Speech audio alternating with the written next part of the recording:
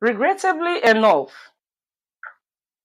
as the nationwide protest ravages some parts of the country Nigeria, some people are dying for a better Nigeria. Why should people die for a country that the politicians and the government do not care about your cries and about the citizen? Instead of dying for end Nigeria now, you are dying for hashtag end bad governance. Do your politicians hear what you're saying? Are they interested in what you are going through? You are dying for a country that the politicians live lavishly, driving SUVs, investing heavily on GMOs, sending their children overseas, building companies overseas. They don't care if you're hungry. They do not care if you are unemployed. They do not care about anything about you. They do not care if you live or die, and you choose to die for such country. And as this is going on, the Nigerian media outlets are hell-bent on dishing out lies about Mazi Nnamdi Kanu and IPOB. And I'm going to talk about that after this introduction. Welcome to Biafra Television Europe. If this is your first time of joining us on BTV, you are welcome. I am Wada Jovista J.C.I. As you already know, that you can download your BTV app on X, you can download it on your Instagram and on Facebook. Please, as you are joining us, do not forget to share to others so that they will join us. Because on today's edition, today is going to be very educative. As our leader will always say, get your pen and your paper ready. Please tonight, get your pen and your paper ready, because tonight is going to be a very educative.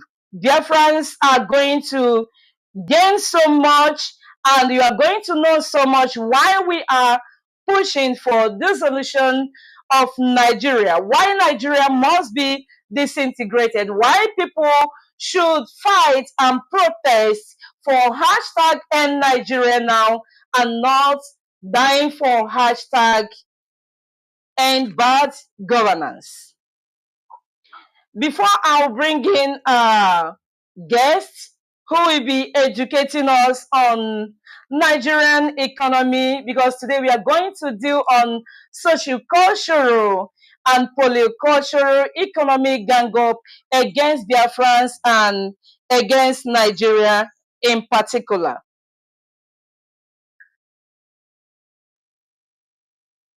I am once again Wada Jovista J.C.I. Before I go on, I want to address Punch newspaper. I want to address the Punch newspaper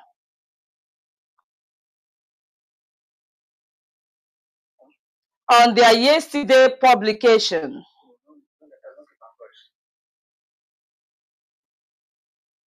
Yesterday, on their publication of Saturday, this is what Godfrey Judge, whether he's the publisher or the editor, I do not know. But this is what they published. Nnamdi Kanu spends 1,133 days in detention as Ohaneze pressures FG to release. Now listen. He went further to write. Leader of the proscribed indigenous people of Biafra, Mazi Nnamdi Kanu, has spent no fewer than 133 days in the Department of the State Services detention.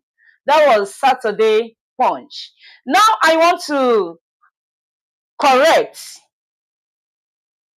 Godfrey Judge that Mazi Nnamdi Kanu is not and never and will never be the leader of a proscribed group. IPOB is not a proscribed group. IPOB is never proscribed either by any court of law or by international court of justice or any international organization. IPOB is known as a non-violent movement that is fighting for restoration of Biafra.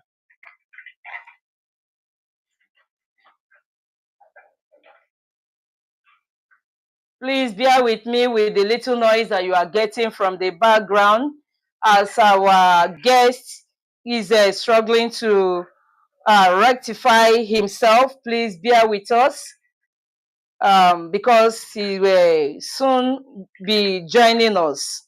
That's why you are hearing the little noises from the background, and the technical director is trying to take control of that. Please bear with us.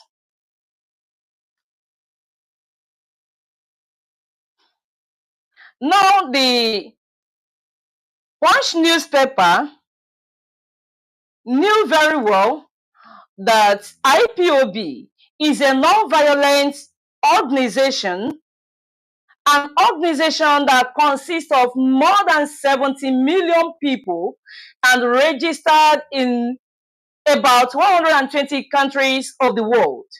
And the Mazi Nnamdi Kanu is their leader.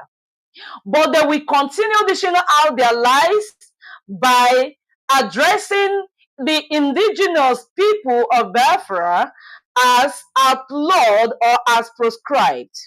I don't know when the media, Nigerian media, has become the court of law that they will always say proscribe. I know that they will also always want to sound politically correct, but as they do that, they know that their lies can never sell.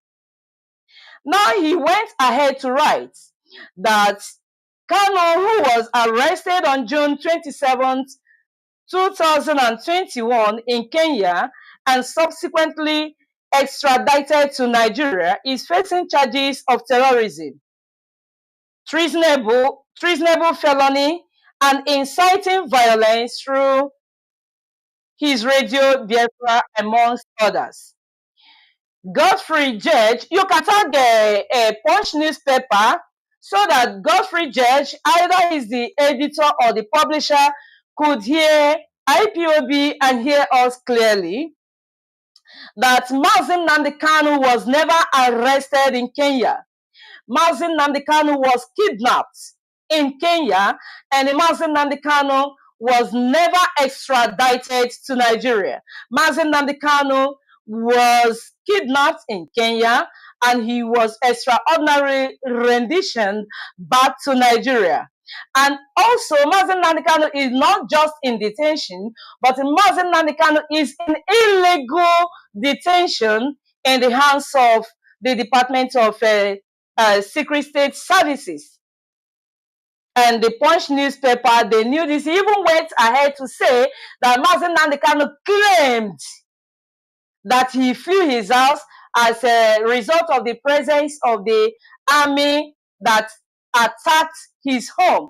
Mazi Nnamdi Kanu was not claiming, and the Mazi Nnamdi Kanu did not run away as you envisaged in your write-ups, but Mazi Nnamdi Kanu was he was fleeing, or he flew to save his life because he was heavily attacked by the Nigerian security agencies. And on that very day, 28 men were gunned down in his compound, in his father's palace, including his dog. And he has to flee for his life. Therefore, Punch newspaper and his publishers henceforth should cease to address IPOB as a proscribed group because we are not proscribed by any known court of law. And Mazi Nnamdi Kanu is the leader of the indigenous people of Biafra and not the leader of the proscribed or the leader of the outlaw group.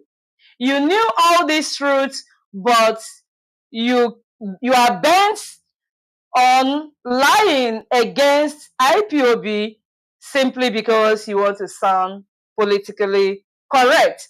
And we are no longer going to take these lies from the Nigerian media any longer. In as much as you try to sell your lies, I am telling you that it can never sell. Your lies can never sell because IPOB will debunk it in the day and any day. You've tried through your write-ups, through your publications to make sure that IPOB is on the global terrorism index, but it never happened. And never will it happen because IPOB has non-members. You see our faces, you know our homes, you know our meeting grounds. We have address.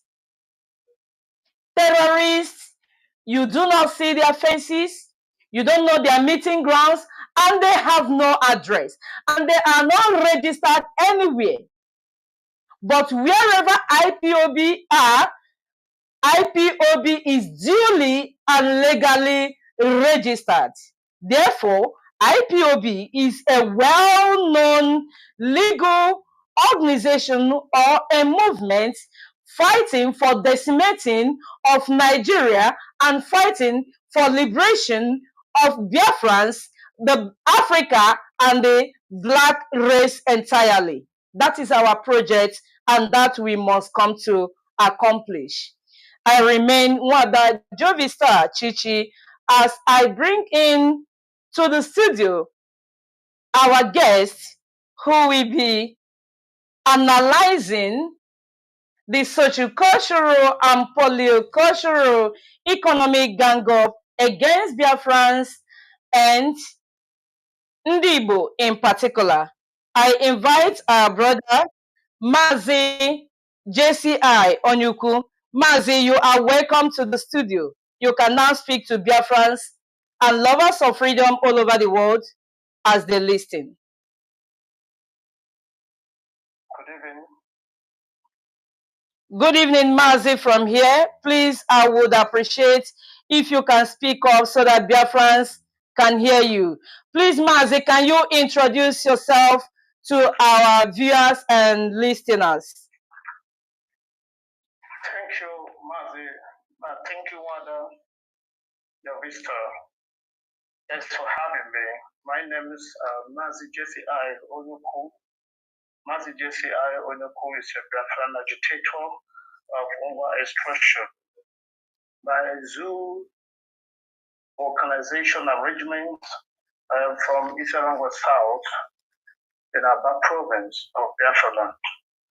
By the grace of Elohim, I am a Biafran socio-political philosopher, an ontologist, a phenomenologist, a leadership coach, a preacher, a historian, human rights activist, and above all, by the grace of God, I'm a freedom fighter with a mandate that sees Mazi Nnamdi Kanu to liberate Biafra and Africa by extension by true absolute loyalty to the DOS. Thank you. God bless you. Thank you so much, Mazi. And once more, you are welcome. Mazi, today, as we are going to, before we delve into our topic proper, I would appreciate if you can highlight what sociocultural and poliocultural economic is all about? Can we say the concept of sociocultural and polioeconomic? Thank you, Wanda. These concepts are not new to political science students, sociologists, like I'm a socio-political philosopher by the grace of God. I deal with political economy to an extent. So when we talk about the injustice going on in the space called Nigeria, the zoo, the biggest British stealing farm anywhere in the world, the biggest British slave camp, currently still running as designed to exploit, to steal, to subjugate, to misdirect the people, to destroy a people. So, socio-culturally speaking, the place known as Biafra had existed over 5,000 years before British conquered that place called like Nigeria. Socioculturally, the Britain has done everything they could to deceive, confuse, disorient our people. So when I'm talking about the sociocultural damages done to Biafra people, the sociocultural sabotage of Biafra people, that's what I'm talking about here. And what does that mean? Socioculturally, the word social means social. So talk about sociocultural, talk about the societal cohesion, the cultural behavior, affinity of a people. In Biafra land, there's a lot of sociocultural problems created by the Brits. What did they do?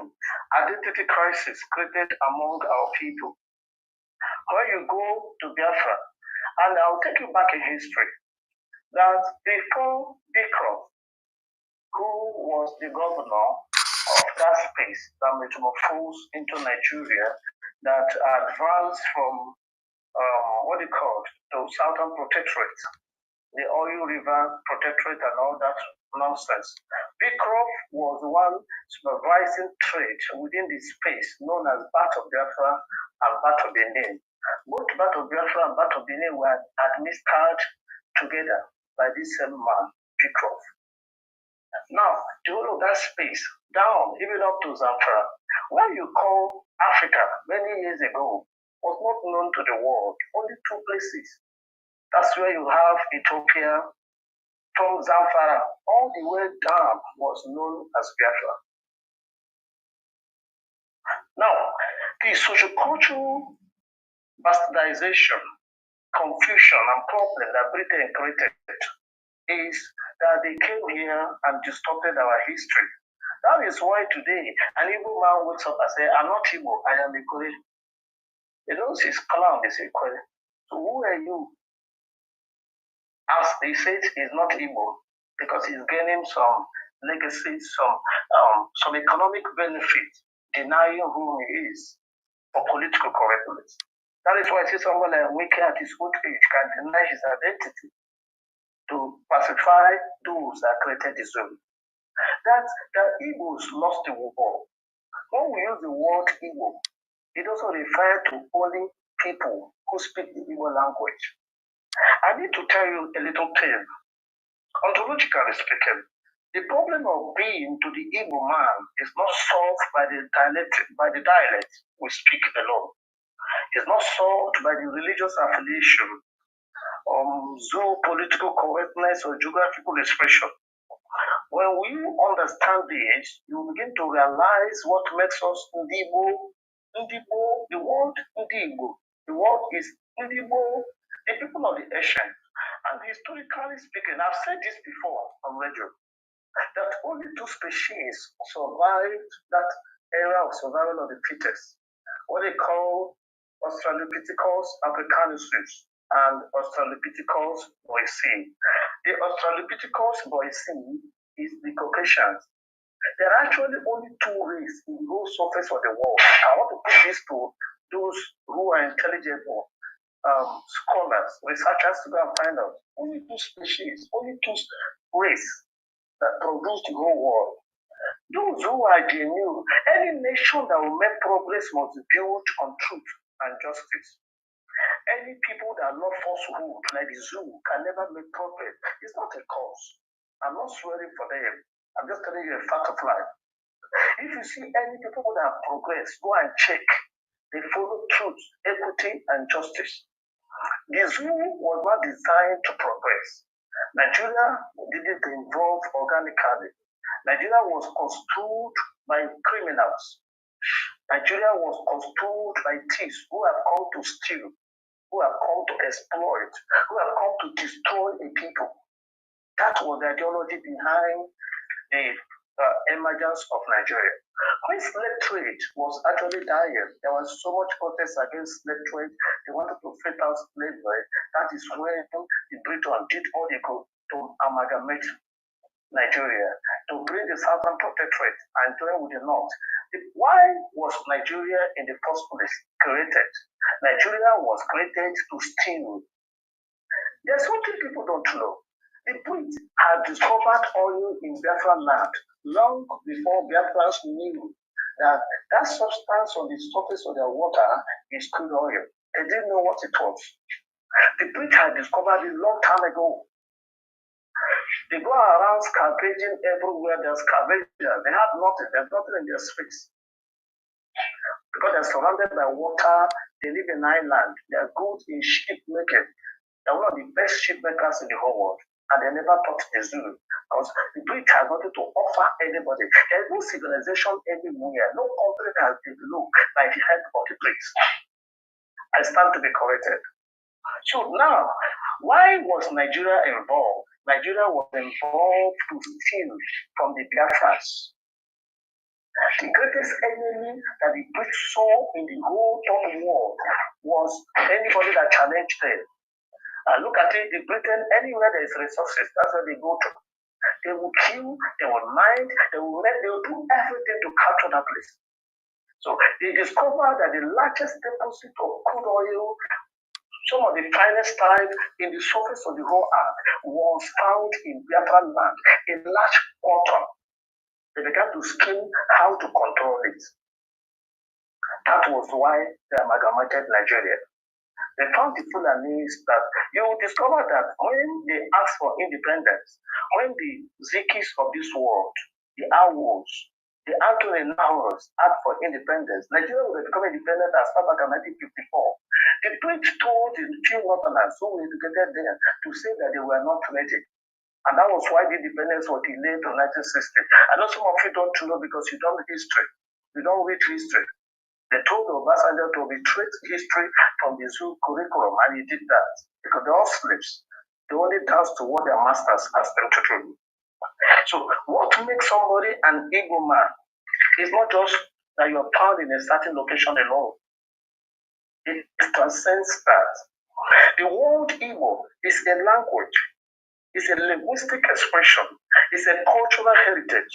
It is an ancestry of the largest black race on the planet Earth.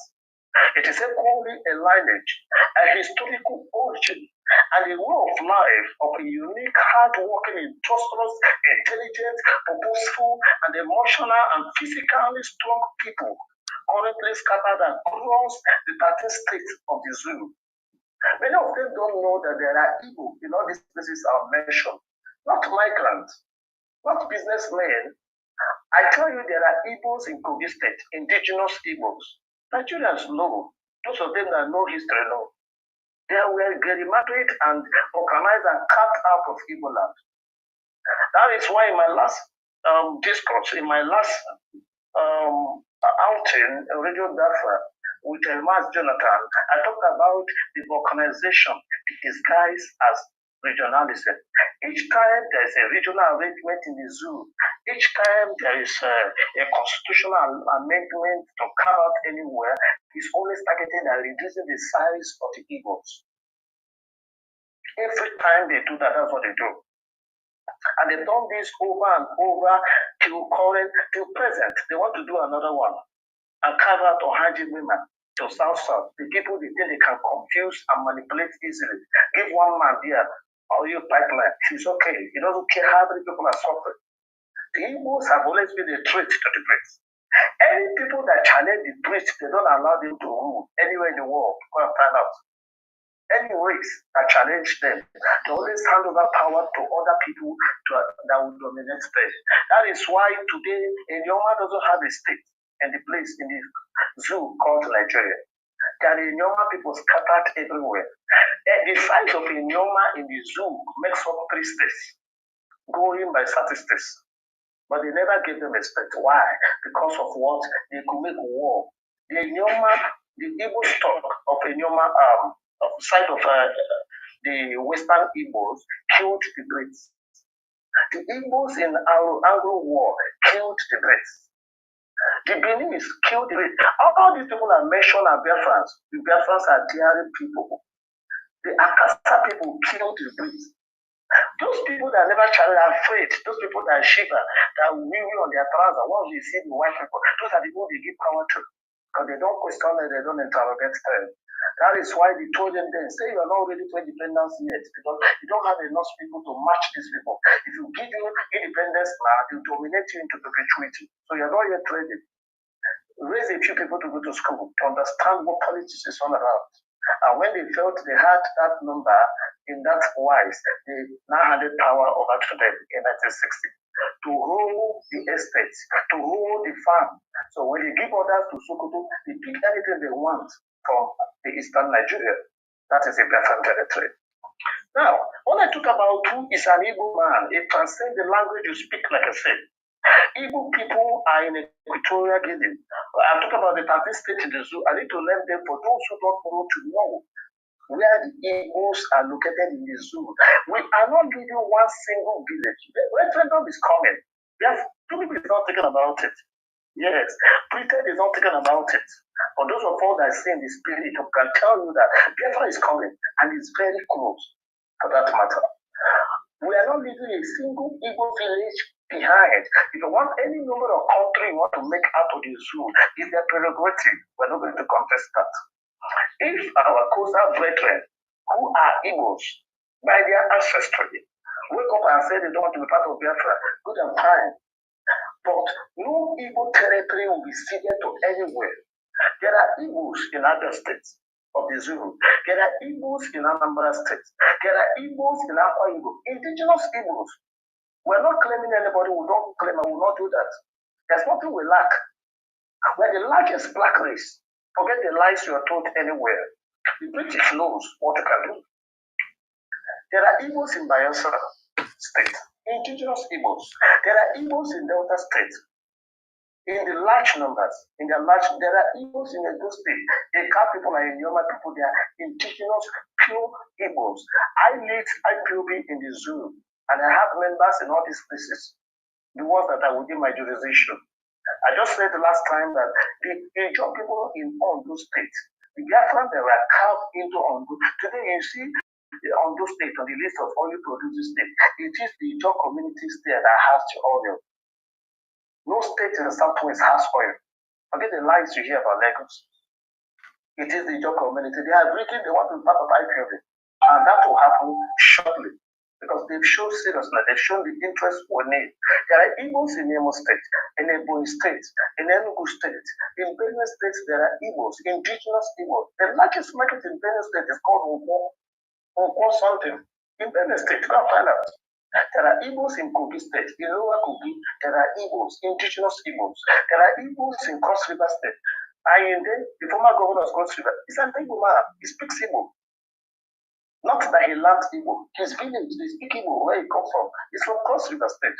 This son that was brought to go and defend Onyendu, before Onyendu brothers start their ceremony and their tree with the lawyers. This, what's it called? The latest son that was brought is from Cross River State. You hear his name is a clear Igbo name. He's from Cross River. There are Igbos in River State, you know. Over 85% of River State are Igbos.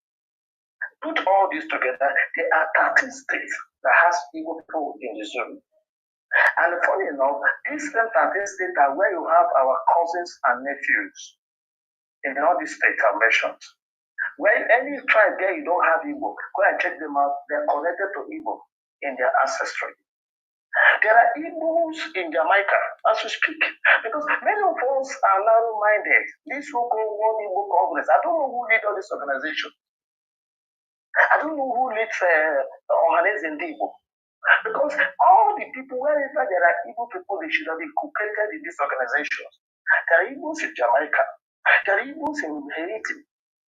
Pretty much of the countries in the Caribbean are filled with the Igbos. Many of you have heard Rihanna said her mother told her that they are Igbos. It's not fairy tale. That's who they are. There are Igbos in the United States of America. You know, you read about it. It's there in history books. The Igbo land in the savannah, where the Igbos drown in the ocean.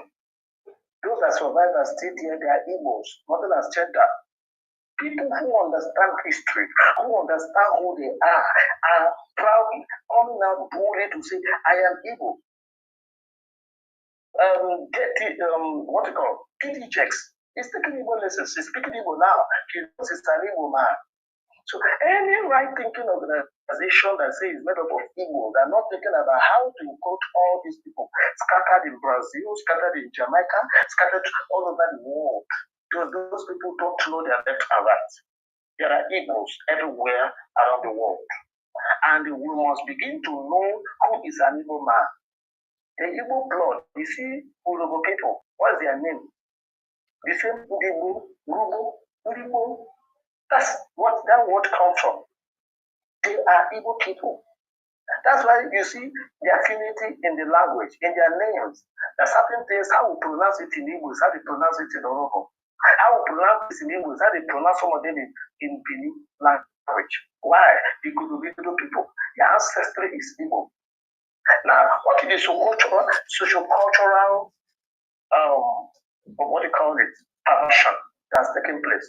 That socio-cultural perversion that's taking place is that Britain came here and lied to everybody. And say, hey, you're not Igbo, you're Ijo.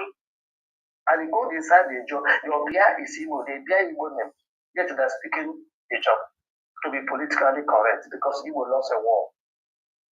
Ikwere is pure Igbo. Some of them say they're not Igbo because Igbo lost a war. Go inside the Ijo, many territories in the Ijo community are Igbos, pure Igbo, that's who they are. And we're not going to deny them, except they deny themselves. There's nothing wrong with a child wake up and say, my father, I renounce you. You're not my father. Good and fine. But the father will not renounce his own child. We're the bigger family. If we don't need oil, we have oil. Shell was headquartered in Imo State for many years. When they have concluded all their lives, they move it to somewhere else and give them different names and advise them, say you are South, you are no more Southeast.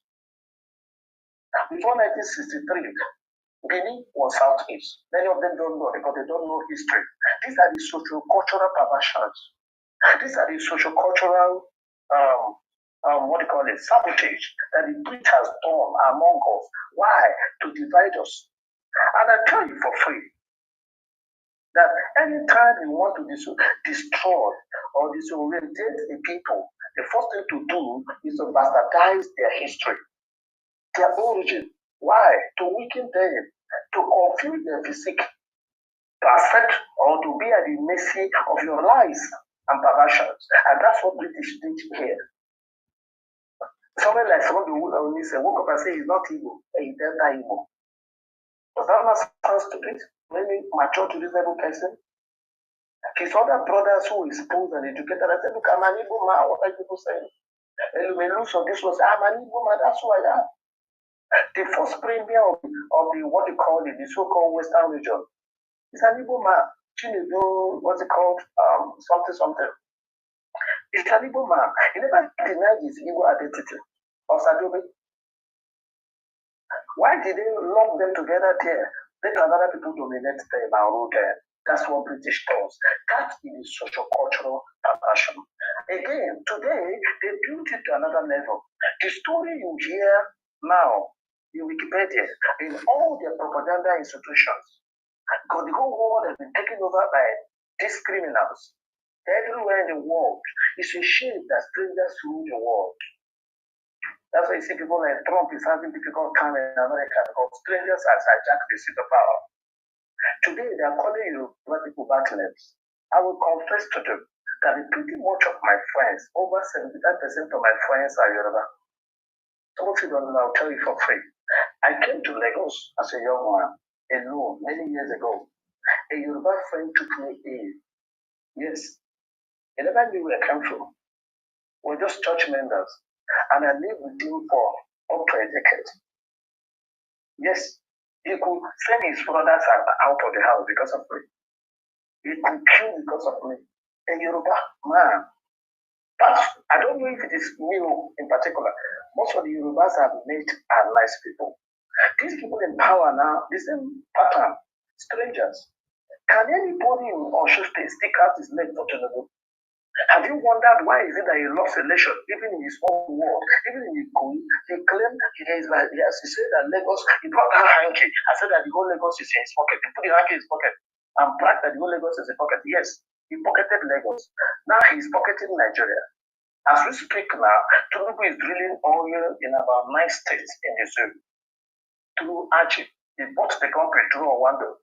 Tinubu has bought what's called refinery. I'll come to that. In Malta. Yes, Mazi, you can summarize the introduction of this topic while we move ahead because we have a lot to talk about. You can summarize because we are still introducing the topic like this buying of Shell and other companies. We are still coming to that. Just summarize the introduction. Let's forge ahead. Thank you. Thank you, Wanda. So, in summary, is to show cultural bastardization or sabotage that has taken place among Biafrans is that we've been told a lie about who we are. They tell everybody you are Benin, Benin you are Ife, Ife you fell from heaven, from Saudi Arabia. That is what Britain used to blunt our people. Benin people have been scammed. Now they've realized. That is why the government in power is not in tandem with them. Everybody has realized. That's why they joined IPOB. That's why they say yes. The gospel of Mazi Nnamdi Kanu, the gospel of truth, is a gospel of liberation. So when you come, that is socio-cultural. The economic factor is that they have systematically destroyed our space and make it economically unviable. How did they do that? By closing down companies as industry, frustrating businesses. They closed all the ports in our space. They moved the capital to Lagos. The capital was in Calabar. Has anybody bothered to ask why did they move the capital away from Calabar? The port in Lagos is a shallow port. They dredge it every time. The Oleo port is a deep sea port. It can carry any ship. As I speak, certain ships cannot bat in Lagos. They'll stop in high sea. They use smaller Kanu to evacuate their consignments. They close all the ports. Has anybody ever asked, why am I in Lagos? You are in Lagos because of seaport. You are in Lagos because of the international airport. You cannot fly from Margaret Eagles Airport in Calabar to Cameroon, Douala, that's at your back here. You first go to Lagos or Abuja, which means your export is a local airport. I flew an international airline. I needed to do something in Port Harcourt. So I came into the zoo through Port Harcourt Airport a few years ago. I was crying in my heart. When we got to the place, open place, there's nothing. Dirty place. Ridiculous place. Where they steal all the oil they used to build what they built in Lagos. They could not give it in the port. I wanted to worry by air. They told me the one open small place called Airfield. I was like, what kind of wicked country is this? I went to Enugu. Look at what they call the international airport in Enugu. Is that not ridiculous? If rain is falling, you land in Enugu, rain will beat you in the international airport. These are what they have done to do what? To frustrate that area economically. They took away the capital. Has anybody asked, how come all the oil companies in the zoo are headquartered in Lagos? Lagos has no oil. Lagos is far by proximity. Why? Because in Lagos, they have the protection of the government propaganda. They have the military protection. All the oil companies pay their tax to Lagos State. People don't know. Maybe you in Bayelsa defending one Nigeria. Even you in the creek making noise, collecting change to get pipelines. All the oil companies don't pay their tax to Bayelsa State. They don't pay their tax to Akwa Ibom State. They don't pay their tax to other states. They pay their tax to Lagos or Abuja. The higher the Britain asks them to do. So that is the introduction, Madam Leto.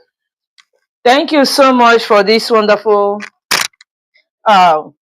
submission, Mazi J.C.I. You see, in IPOB, we have all it takes to get people who can speak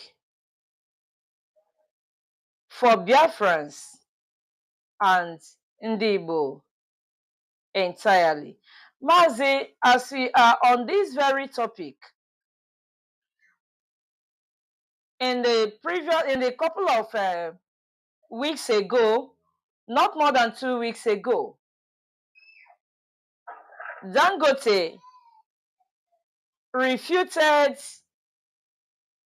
the allegation or the accusation that he monopolized Nigerian economy or Nigerian market as per se.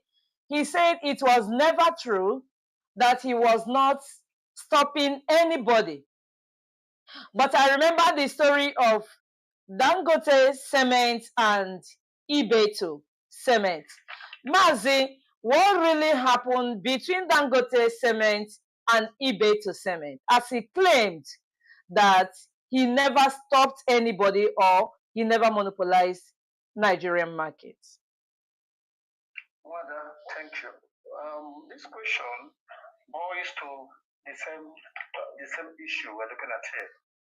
The deliberate attempt to emasculate the Igbos economically, the deliberate attempt to make sure the Igbos do not raise their head. Everybody must move to Lagos. The conscious effort by the great. Listen, Mother, when I look at the problem of the zoo, I don't get angry with the Yorubas. Let me be honest with you as a person. You can come on air and say things the way they are. I want to tell you on a personal level. I'm not angry with the Fulanese. I'm not angry with the Hausas. 32 years ago, I love adventure. I traveled a lot. Back in school days, I commute from where to go to work. Just for fun.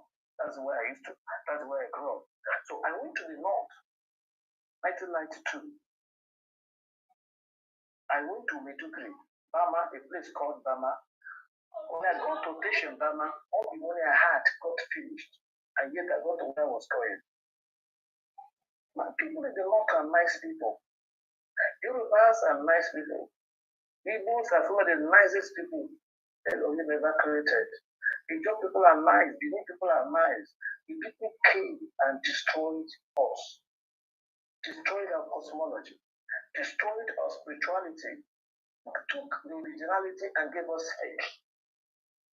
Both religiously, spiritually speaking, economically speaking, and otherwise. Dangote was just used. Too bad he allowed himself to be used. Dangote represents an actor, a role in the conspiracy theory to destroy the Biafran territory and the benefit of the Brits. I've told you before that the Brits discovered oil in Biafra before they told anybody for many years. Now, in 1939, they started oil exploration in both eastern region. They were not remitting nothing. They said that it wasn't a commercial quantity. Over 10 years. Shell was stealing the oil. Yes, they take the oil. It was called Shell the Ark. Shell the Ark was mining the oil and claiming it wasn't a commercial quantity. Give the both eastern region government a little for consumption, and they carry the rest and go take to their country. They did that for many years, when they were scheming how to deprive the Igbo's political power, how to deny the Ijaws political power. And when they concluded that scheme, they amalgamated the country for that purpose and they handed over power to those they can manipulate and steal. I don't blame that good, but one thing about life is that nemesis is real. Whatever you sow, you reap. Now, that will make me tell you a little story about one of the companies. I'll come to that. All the companies that was opened by the old Eastern region that were shut down for Dangote, for the Fulanis, for the Yorubas to grow fat economically. That was a company called Niger Chem. Niger Chem was equally known as a Calabi cement industry. This company was established by Michael Opera in 1954. It was the first cement company in Nigeria. The first and the biggest for that matter.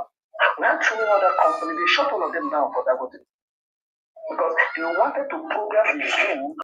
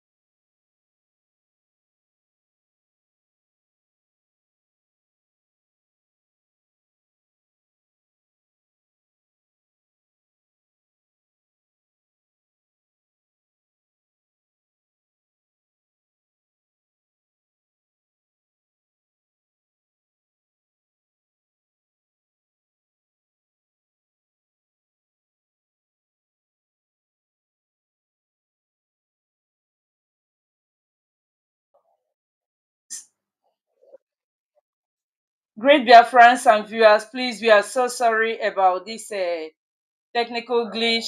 We are trying to restore the voice of our guest.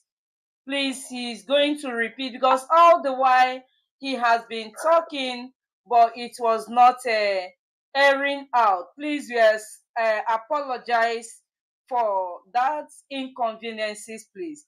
He is going to repeat himself from where you stopped hearing him. Mazi J.C.I, can you hear me clearly? Loud and clear, Ada. Please, Biafrans were lost. There was a moment they were not hearing from you. They were, whereas before I asked you a question, but let me start from that question so that they will hear you. And the question I asked you was that as you discussed and summarized the social, cultural, and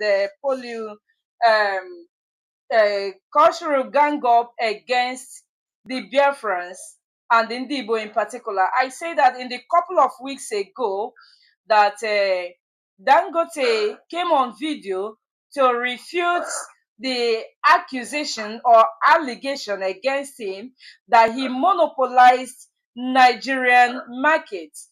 And he said that it was never true, that they have never stopped anybody, that he never monopolized Nigerian market. And I now ask, if Dangote was right, what then happened to eBay to cement? Thank you, Wada. Yes, that question falls in line with the course of the matter this evening.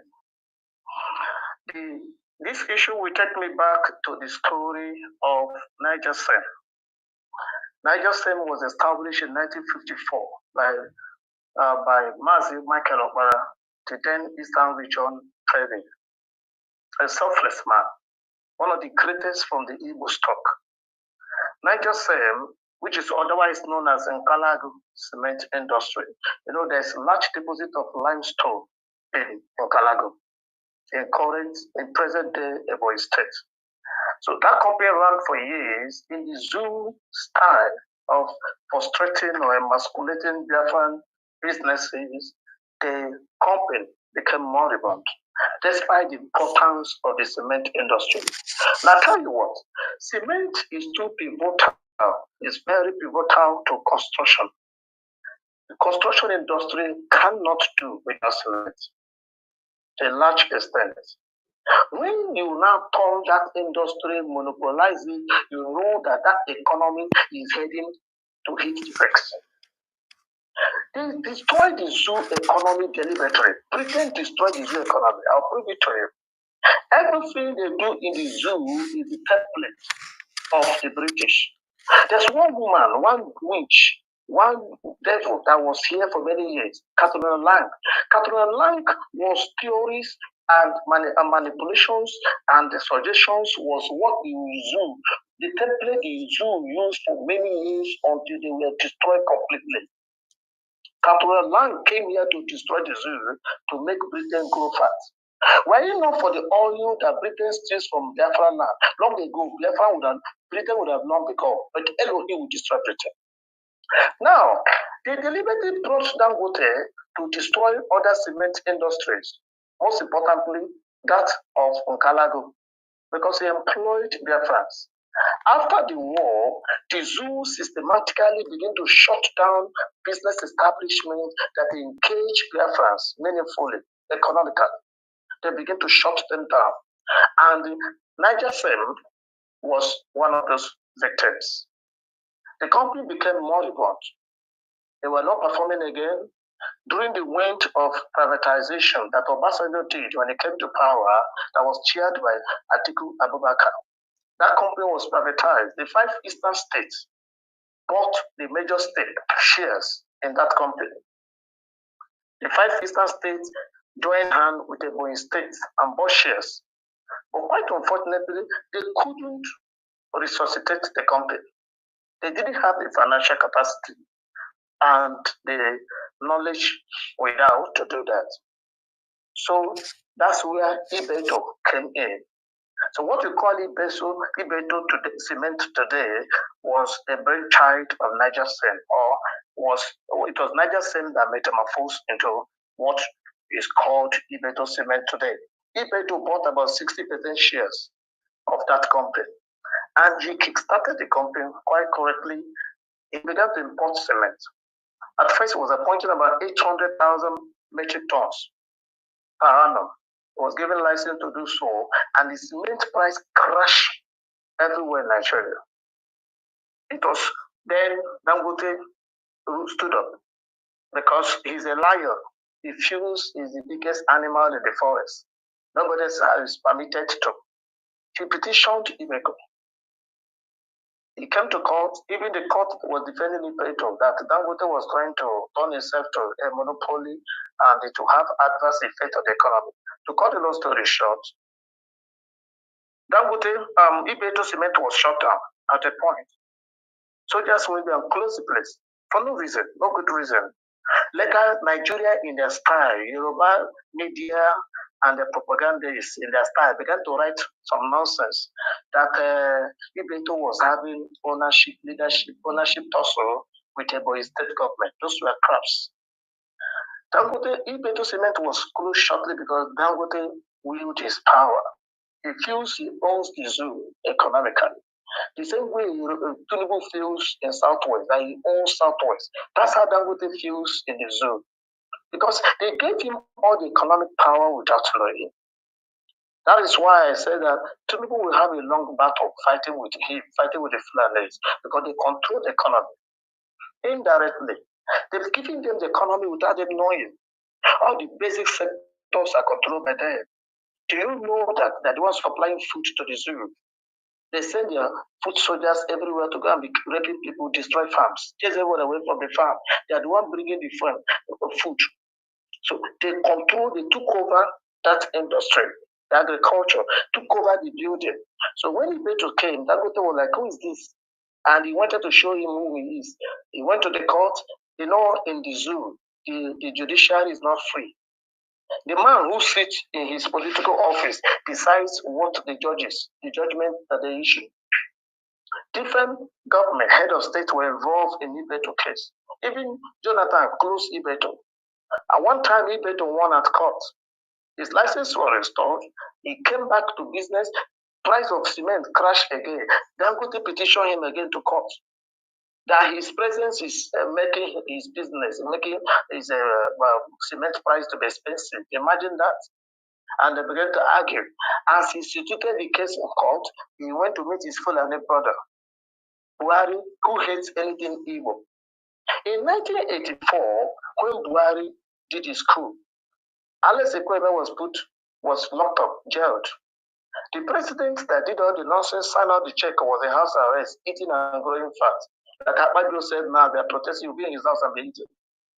Do you know that Buhari sent soldiers to one company in Anambra? They burnt the place down. Go and ask. The company was known as Avo,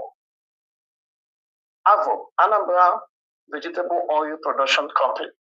This company was exporting granite oil outside the country. Oh, I wanted to say this because this company, I had my cousin sister that did her IT in that company. As you just said, Avon, it just came to my mind that she once worked in Avon. Go ahead, Mazi. It was burnt down. Immediately Buhari came to power. That's not the only company she closed. I'll come to those companies that they closed. I'll list them for you. I'll tell you how many Gowon closed, how many Obasanjo closed, IBB closed companies in the East, Babangida closed companies in the East. All of them. So now, Dangote used his power and oppressed Ibeto, and they closed his company again for no justifiable cause. Nigeria has a clear agenda written by the Brits, never to allow them breathe. I will explain. Economically, the capital was in southeast, in Calabar. They moved it away because they know that if the capital remains in Calabar, that region will be developed. The Brits don't want development in Igbo land. It's only our people who don't know their letter. I say, no, I'm Calabar, I'm not Igbo. They know you are Igbo. As a big man, they know you are Igbo. They know your history. As an Ijo man, they know you are Igbo. I saw in a museum in London an artifact that is taken from Igbocha, and they wrote on it. They wrote on that artifact that is from Ikwere Igbo. And you and Ikwere man say you are not Igbo. You see how foolish such a person could be? The white people know who you are. So they've done everything they can to destroy and to divide us. That is the template. And that is why you see Dangote doing what he's doing. Dangote might not be a bad person per se. I'm not making a case for him. He's just doing what he's doing. In Nigerians, black people are selfish. Zeke did all the nonsense he did. They wanted to inculcate referendum in the constitution. He refused. Maybe he felt he was the strongest politician. He felt he would be the president. He thought nobody else could defeat him. His party was the most popular. Excelency was winning elections everywhere. He wanted one Nigeria. And I can't blame him too. He grew up in the north. The northern people at his time showed him love. I told you how I traveled to the north. The kind of love I was shown. Today, somebody tells me, feel like the man is evil. I begin to tell you, no, this is not the kind of people I met there. They must be strangers. The Yoruba person, if you tell me today Yorubas are wicked, I will disagree with you inside of me. They know the kind of Yorubas I've met. So, Dangote used his power and suppressed Ibeto and closed his company. But the good news now is that the story has changed. I understand his license has been restored. A few weeks ago, last month, we saw renovation going on in the factory. As of today, the 4th of August, I went to research a little about it. I saw that Dangote cement is now in the market. I said Dangote cement, rather, no. Ibeto cement is at the market. It sells between 10 to 11,000 per bag. As we speak. Right now, as I speak, Ibeto cement is the cheapest in the market, followed by Boa. As we speak now. Maz, if I may come in, you remember that IPOB and Indibo in particular campaigned about bringing Ibeto back. Yes. So it means that our message got to Nigerian government just like our message got to EEDC. We are the strongest force. Everybody knows we're the major player. Nobody controls Biafra land more than IPOB TOS. Nobody else. Not even governors. Couples of them are claimed to be the eastern, what they call the southeast chairman of governors. Can he give an order and it will be obeyed in Aba, in Enugu, in Owerri, in Nsukka, in other places in Biafra? No. IPOB control the whole place. When IPOB gave order to that company that Emeka Ofo is using to defraud Biafra, things change. Life supply change. He said he will refund money.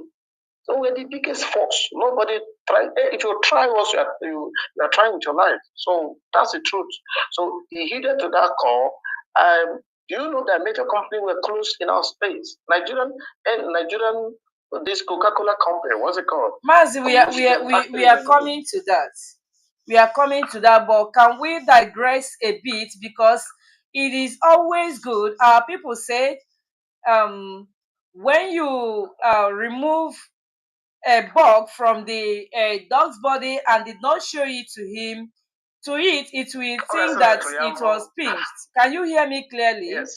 Yes. Can we diverse a little bit to the work that IPOB and her leadership has done in Nigeria that benefited many people in Nigeria? Just like as we campaign, bring Ibeto back, and Nigerian government heeded to that, and we campaigned about Anambra State kicking off EEDC, and today they are heeding to our cautions. Can you throw more light on other things that IPOB has achieved in Igbo land and even in Nigeria that Nigerians benefited?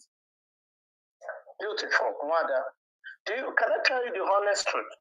The only watchdog you have in the contraction called Zugeria, the Republic of Animal Kingdom called Nigeria. is IPOB, DOS. There is no opposition party. The only people that make the government feel uncomfortable is IPOB. They're more powerful. His pain is more powerful than the guns that is killing people because they're protesting. Those are the people they fear most. When they hear the voice of our leaders, they hear Mazi come on, hey, Rua, they start shivering. Do you know as we're speaking now, Surok is listening? Yes, that's how serious it is. They monitor everything we say. Any day the head of directorate is coming out, or any of the members of the DOS is coming out, you see them start shaking. They're afraid. What are they going to say now?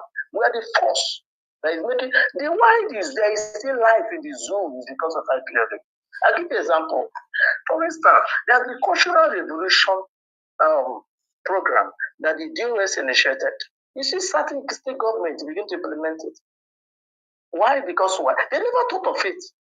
They were still there fooling themselves, waiting for Fulani to give them food. Fulani that is killing their people. Wait, the moment IPOB gave the order for agricultural revolution, everybody killed in. If you go to the southeast during this famine, you see how they're moving to Sisiaku. You begin to wonder what is going on. Everybody has come back to farm. And I can assure you in the next 2 or 3 months upward, food will crash in the east.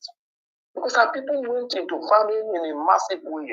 You see farms everywhere, everybody was farming because IPOB opened their eyes. IPOB has always been the eyes opener.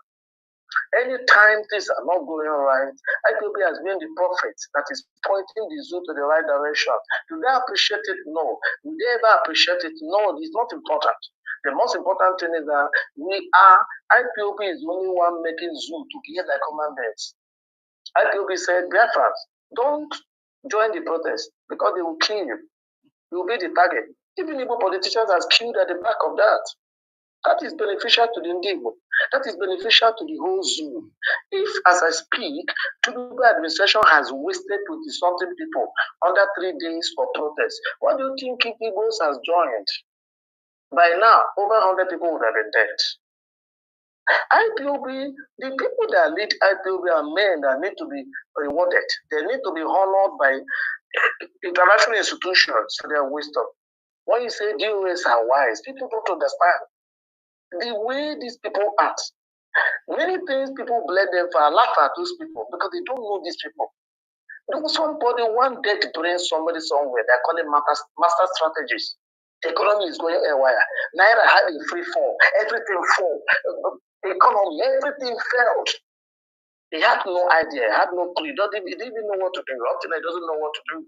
Why? Because he's surrounded by sycophants, selfish people who are interested in what they get. But IPOB is led by selfless men who behave like their leader, Nnamdi Kanu, who cares nothing about himself, who cares less about his own self, but he worries about his people. Today he's in dungeon because of Ijoma, because of Ishekirima. Igbo would have long been gone. Buhari has started to let 5 Igbo states go, but is it 5 Igbo states that have Igbo? No, 13 states has Igbo. Have you seen the dilemma of the zoo? The reason why Biafra hasn't come is that they don't know how to release those they see as slaves, those that will collect oil pipeline and they're comfortable, and they're stealing their oil. A man sitting in the desert has 23 oil wells. Britain is stealing billions on every second. Britain is making billions from that space. Because why? The people that own the resources don't know themselves. They don't even know their identity. They deny who they are. Look at what they did to Ogoni people. Look at the manipulation, the socio-cultural manipulation. Look at the identity crisis. You wake up and say you're from Ghana. You are not Igbo. When you are Igbo, the head of the village in the whole of Ogoni land is called, what's it called? Bia. That's the name of the village. An Igbo name, a pure Igbo name, Bia. Somebody tells you you're not Igbo, you are set. They round you up and kill all the brain, all the intelligent people there who supported the same ineptitude and foolishness. So what am I talking about? IPOB has always been the light that made the zoo, that didn't make life work in the zoo. Imagine IPOB has not been playing the watchdog. By now, what would have become of the zoo? There would have been war everywhere. It's when IPOB right, the zoo takes correction. They say, oh, this is the problem. That's why you see them always say, watch what IPOB will say. They're always waiting for what we say to know where they're making a mistake. The only light in the zoo is IPOB DOS. And Mazi, may I remind you that that's one of the reasons. You know, sometimes they try to counter what IPOB said or what they do if they run out of ideas. Do you know that as soon as the farming initiative was being introduced by IPOB, Nigerian government quickly run to Facebook to monetize Nigeria as a means of keeping Nigerians lazy. Yes, you're right. Although those were fake things that they introduced to counter what we're doing. They're always in defense, they're always trying to struggle to counter. Each time IPOB make a position, they're looking for how to. You see, when IPOB was telling people to go home, there was a time Mazi J.C.I who took it upon himself to start advertising Igbo land, Biafra land. So he starts showing pictures of development, showing different pictures. Nigeria want to start up another search engine. Anything that the IPOB DOS posts, Nigeria will go and show it, call it something like Welcome to Nigeria and all those stuff. So truly, the DOS led by Mazi J.C.I, you see that man is a quiet man, he doesn't talk too much. He's filled with wisdom. He speaks with action. His deputy, all the high-ranked people at the head of the directorate, they're not men of too much words, except if they're allowed to talk. And the ones they're allowed to talk are not people who talk nonsense. You can't hear anybody from the IPOB DOS come out here and talk rubbish. It's not possible. Because everybody in the IPOB DOS are men and women of impeccable integrity. Men that have not been found involved in any crime, and men that are not looking for money. I always say to them, we're not looking for money. If we're looking for money, many of us would have been rich beyond measures. If we're looking for money, only would have gone that way too. Oil wells were offered, governorship were offered, and all those nonsense. So whether you are right, if you're asking for where IPOB have benefited the nation, IPOB has helped them to understand the game of the zoo. Do you know why people are protesting now? It's IPOB that opened their eyes. Each time there's issues in Nigeria, what would they happen? They will play the tribal game. Everybody will fall. NSAS was stopped. Nigeria had gotten to 75% peak of revolution before the Yorubas, as usual, gave them the idea to play tribal card. British ambassador to Nigeria, they went to visit Tinubu. After 2 days, story changed. Go and advise them. Britain is evil. They always give evil advice. The whole revolution was coming, that the zoo people were about to be free. Because UN was counting it. There's a certain number of days that protest would have lasted and referendum will come. They stopped it. What did they use to stop it? Tribal card, religious card. Tinubu has played over 25 cards now. It didn't work.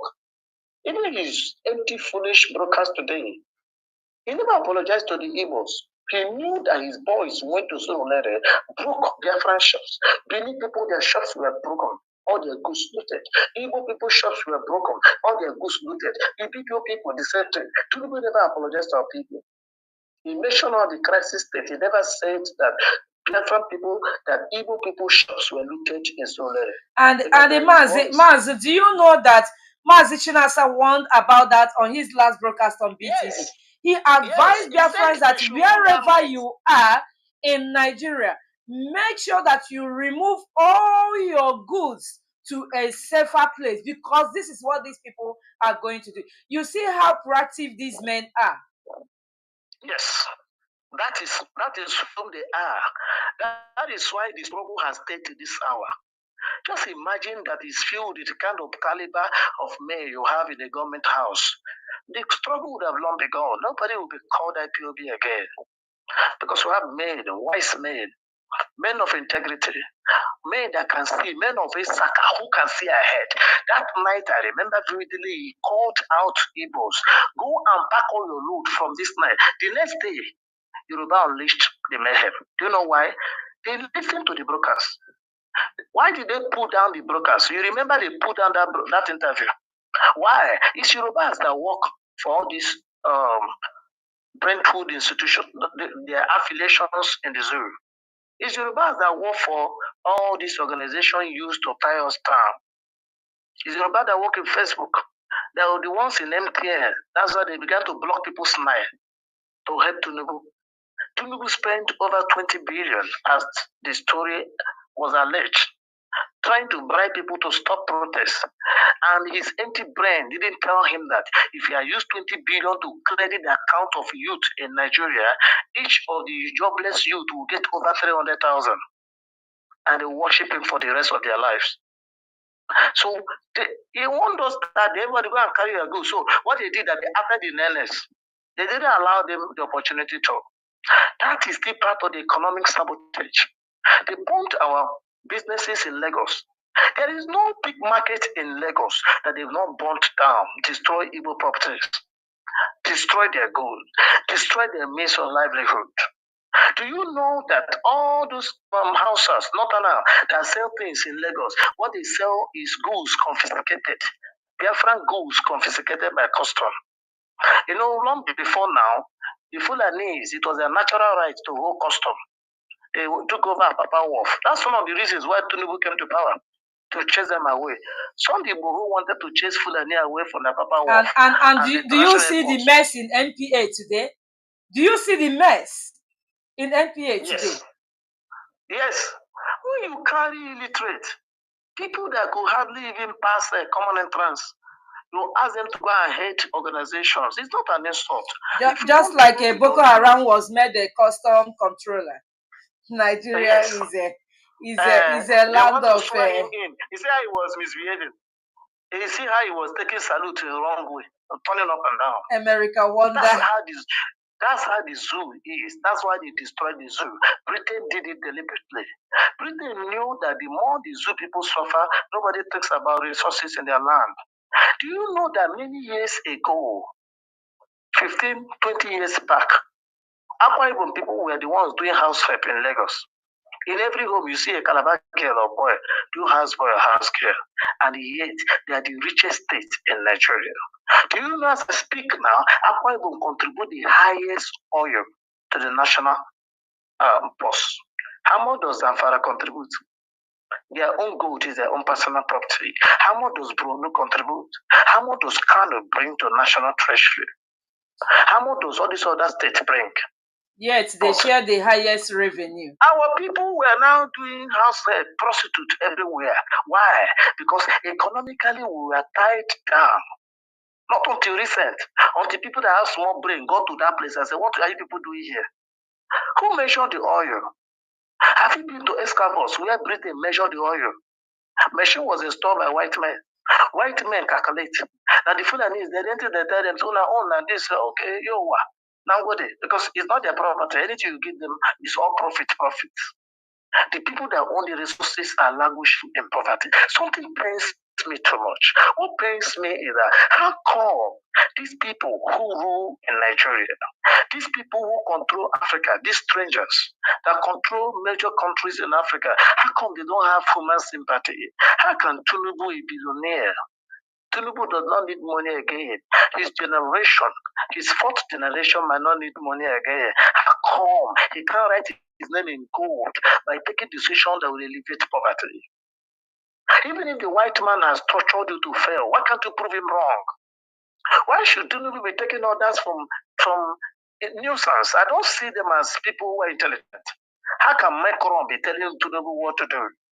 Why should Catherine Leang be controlling all the northern governor? If you see in those days, if you see where Catherine, anywhere northern governor gather, they wait for Catherine Leang to come and tell them what to do. I begin to look at where did they bring this kind of people from? Shameless people. Who are these couple people? Any little thing happen now, British ambassador will run to Asorok. Go and advise them.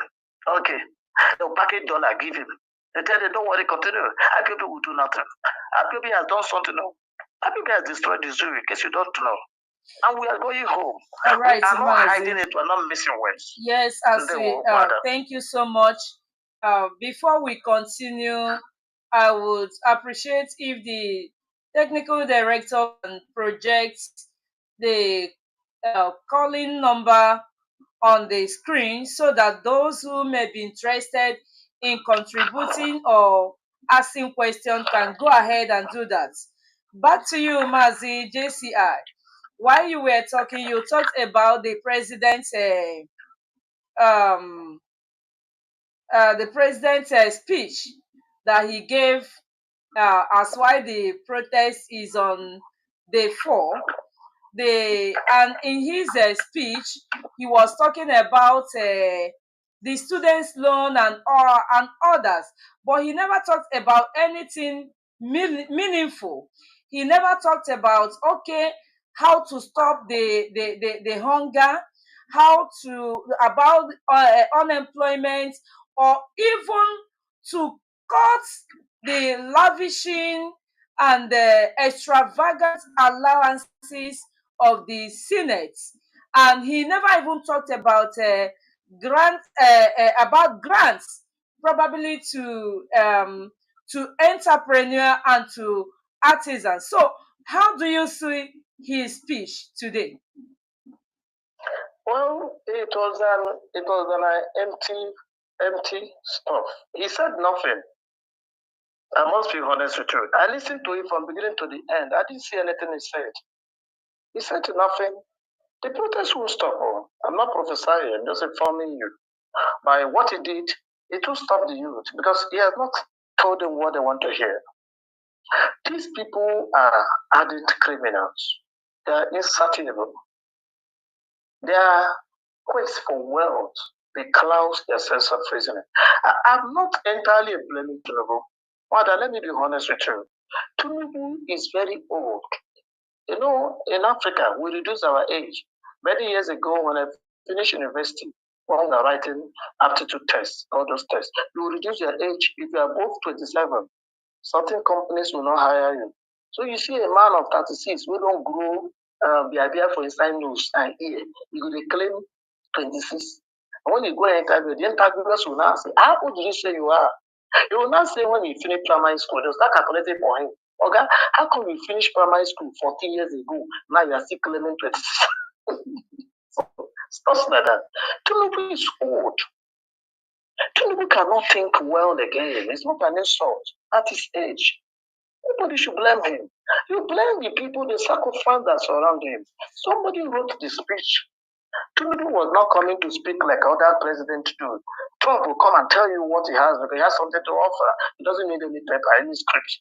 Mazi, are you saying that Tinubu does not have the solution to Nigerian problem after he has told Nigerians that it is his turn?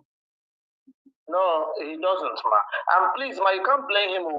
He didn't tell you he's coming to do anything. He said it is his turn. Tinubu came to Asoro to protect to enlarge his empire. Tinubu want to be the sole, as I speak now, in case you don't know, Tinubu is a sole oil marketer. He's an importer at the same time. Tinubu exports your oil. He's the president, he's the petroleum minister. In case you don't know, there's no minister of petroleum. Mazi, is that the major crisis or problem that Dangote is facing today by the mainstream and downstream? Do I say NNPC is saying that he produce low quality oil? Those claims cannot be true. They cannot until they're verified, until they're empirical, experiment by experts that are not biased. You cannot claim that to be true. I'm not a fan of Dangote, and I will never be, but I won't support lies and falsehood. What is playing out is Tinubu want to rival. Tinubu want to be the major oil marketer. That's what he is now. A few years ago, Tinubu acquired Egypt oil. By acquiring Egypt oil, and while Tinubu is the chairman, Tinubu bought another oil facility in Malta. As we speak now, Tinubu has a refinery in Malta that refines oil. So one of the ontological reasons I think why Tinubu, despite his age, delve into politics is to cement that dream. He needed power to get to that next level. He needed political power, and he has gotten it. So he's trying to use it. But I don't think he's wise. Those advising him are not wise. You know why? Because this boat, he said he must fly by force, can destroy, can crash land. This boat is filled with people with different emotions. There are inexorable laws of nature that guide human existence. There are invisible laws that we can't control. Anywhere you do evil, every time, continuously, evil will come. Evil begets evil. Deep calleth unto deep. If, like, why the zoo has never worked is because the zoo is built on injustice. The zoo is built on deception, on lies. The zoo is designed for exploitation. So now, Tinubu want to fasten his screw on power. He doesn't want to look at the people. That's not wisdom. Jonathan, when people protested, Jonathan dropped the price of petrol immediately. That's a listening presence. People are protesting. Tinubu had all the chance in the world to stop this protest, but he didn't. He tried to defy nonsense, and they all failed. Do you know why? IPOB has opened the eye of every Zugarian.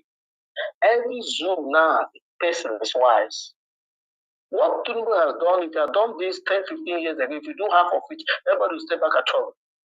He did everything. Tinubu went physical. He went to metaphysical. He went, he exercised the whole thing. And yet, the people didn't stop. Why? IPB has exposed all the lies of the zoo. IPB has exposed all the shenanigans. IPB has made people understand what the zoo represents. The zoo represents evil, extortion, suffering, pain. Why would a senior president tell the people that are hungry that he's be in his house eating while you're protesting? Where is that done? Why would Weekly come and be threatening protesters? Where is that done? Are we in a military regime? This is even worse than a military regime. Even a military regime, military dictators listen to people. Are you not seeing what is happening in Mali? Can you see what is going on in Burkina Faso? Leaders are leaders. Forget the lies. What the West used to hold us down is democracy. And practical sense, there's nothing called democracy in this part of the world. You know why? The world democracy, the Western economic system, because democracy goes in sine qua non with capitalism. What the capitalism rides on the wheels of democracy. Democracy is designed to cheat. Democracy is designed to oppress the people. That is why somebody like Karl Marx talks about dialectical materialism. From dialectical materialism, he went to historical materialism. And the dialectical materialism simply has to do with the Hegelian dialectics. Mazi, please, I am not trying to cut you off, but before you go deep into that, I want you to finish with Dangote and Nigerian crude oil. Do you know that Dangote is facing very serious problem? He was lamenting that he could not buy crude oil from Nigeria and refine in his refinery. That he has to import crude oil and refine. Mazi, what really happened to? Why can't Dangote purchase Nigerian crude oil? Is that one of the reasons why a refinery could not be built in Nigeria? Or does it mean that the crude oil in Nigeria has been mortgaged? Yeah, Wanda, this thing the template has been down. They know that the day Nigeria is industrialized, poverty will be over. Now, let me tell you, shock you. I've told you before that the zoo is designed to kill. The zoo is designed for people to get accustomed with different levels of suffering. Every government that comes to power comes in with a different template of suffering, exposing people to another level of hardship. So they keep adjusting to hardship. So they get used to it. So the cycle of the Zugarian, the cycle of every average Nigerian is that the government is never going to get better. We will continue to suffer. We will continue to manage. So the manage mentality has been engraved in their mindset. Now, look at this. Tinubu is not going to bring the prices down. Never. Even now that he's an importer. He's an exporter. He has a refinery. Why did he build his own refinery in Malta? Why didn't he build his own refinery in Osho State to provide job for Osho people? Why didn't Tinubu build a refinery in Lagos State to provide job for Lagos people? All these albums that helps him to go and intimidate Igbo people. Why didn't he build a refinery where they can get job? He didn't do that. Why? They play the card of their masters. They're all slaves. So who are the advisors? When they want to do anything, they will call the white people to advise them. And white people can never give you advice that will benefit you. No, never. They only give you advice that will flourish the imperialistic values and standards upon which the Jew is erected. Dangote can't get crude oil simply because Tinubu is the Minister of Petroleum. Tinubu has a refinery. Tinubu made $2 billion on importation in 2023. Yes. So it is now a new trending that every president that comes make himself the Minister of Petroleum, and we started seeing that from the administration of the last the predecessor of Tinubu. That's a former president, yes. Mohammed Buhari. Let Buhari. Yes, that is the template from Kanu Liang. So they must do what their slave masters ask them to do. But the only problem they're going to, it's not even a problem. What they're going to have will be good news for Nigerians and for Biafrans. Liberation is coming. I am a Marxist. Karl Marx said, the dialectical materialism I was talking about and the historical materialism talks about the roots, the process in every society. You go from thesis to antithesis and to synthesis. So Marx understands the Hegelian dialectics more as a dialectical, as more spiritual, more material than the mind consciousness of an average German philosopher. Are you getting that? Now, he says that the struggle in the society, because that's what capitalism represents. Capitalism breeds struggle, class struggle. The more money you acquire, the more other people become poor. How do you acquire wealth?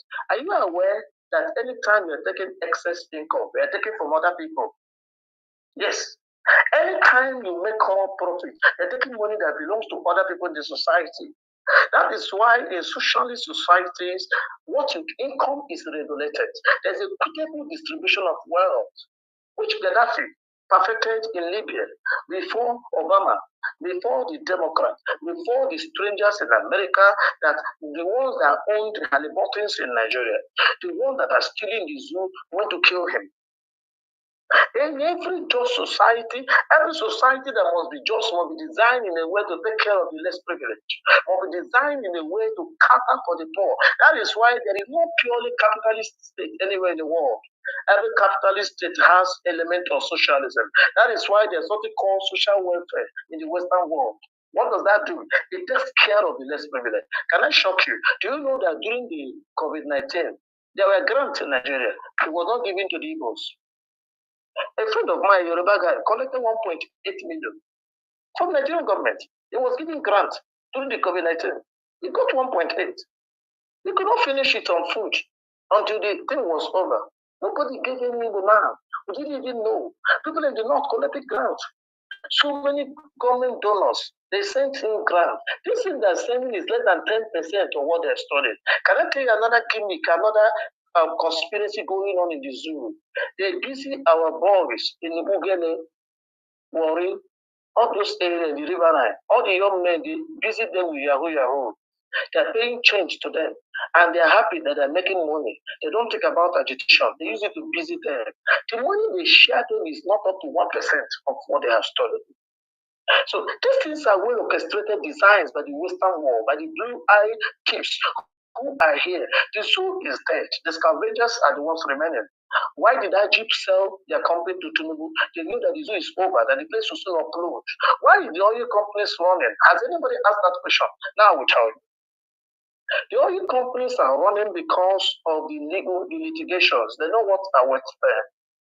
In the zoo, a community that is destroyed by oil spillage, where we go to court and file a case.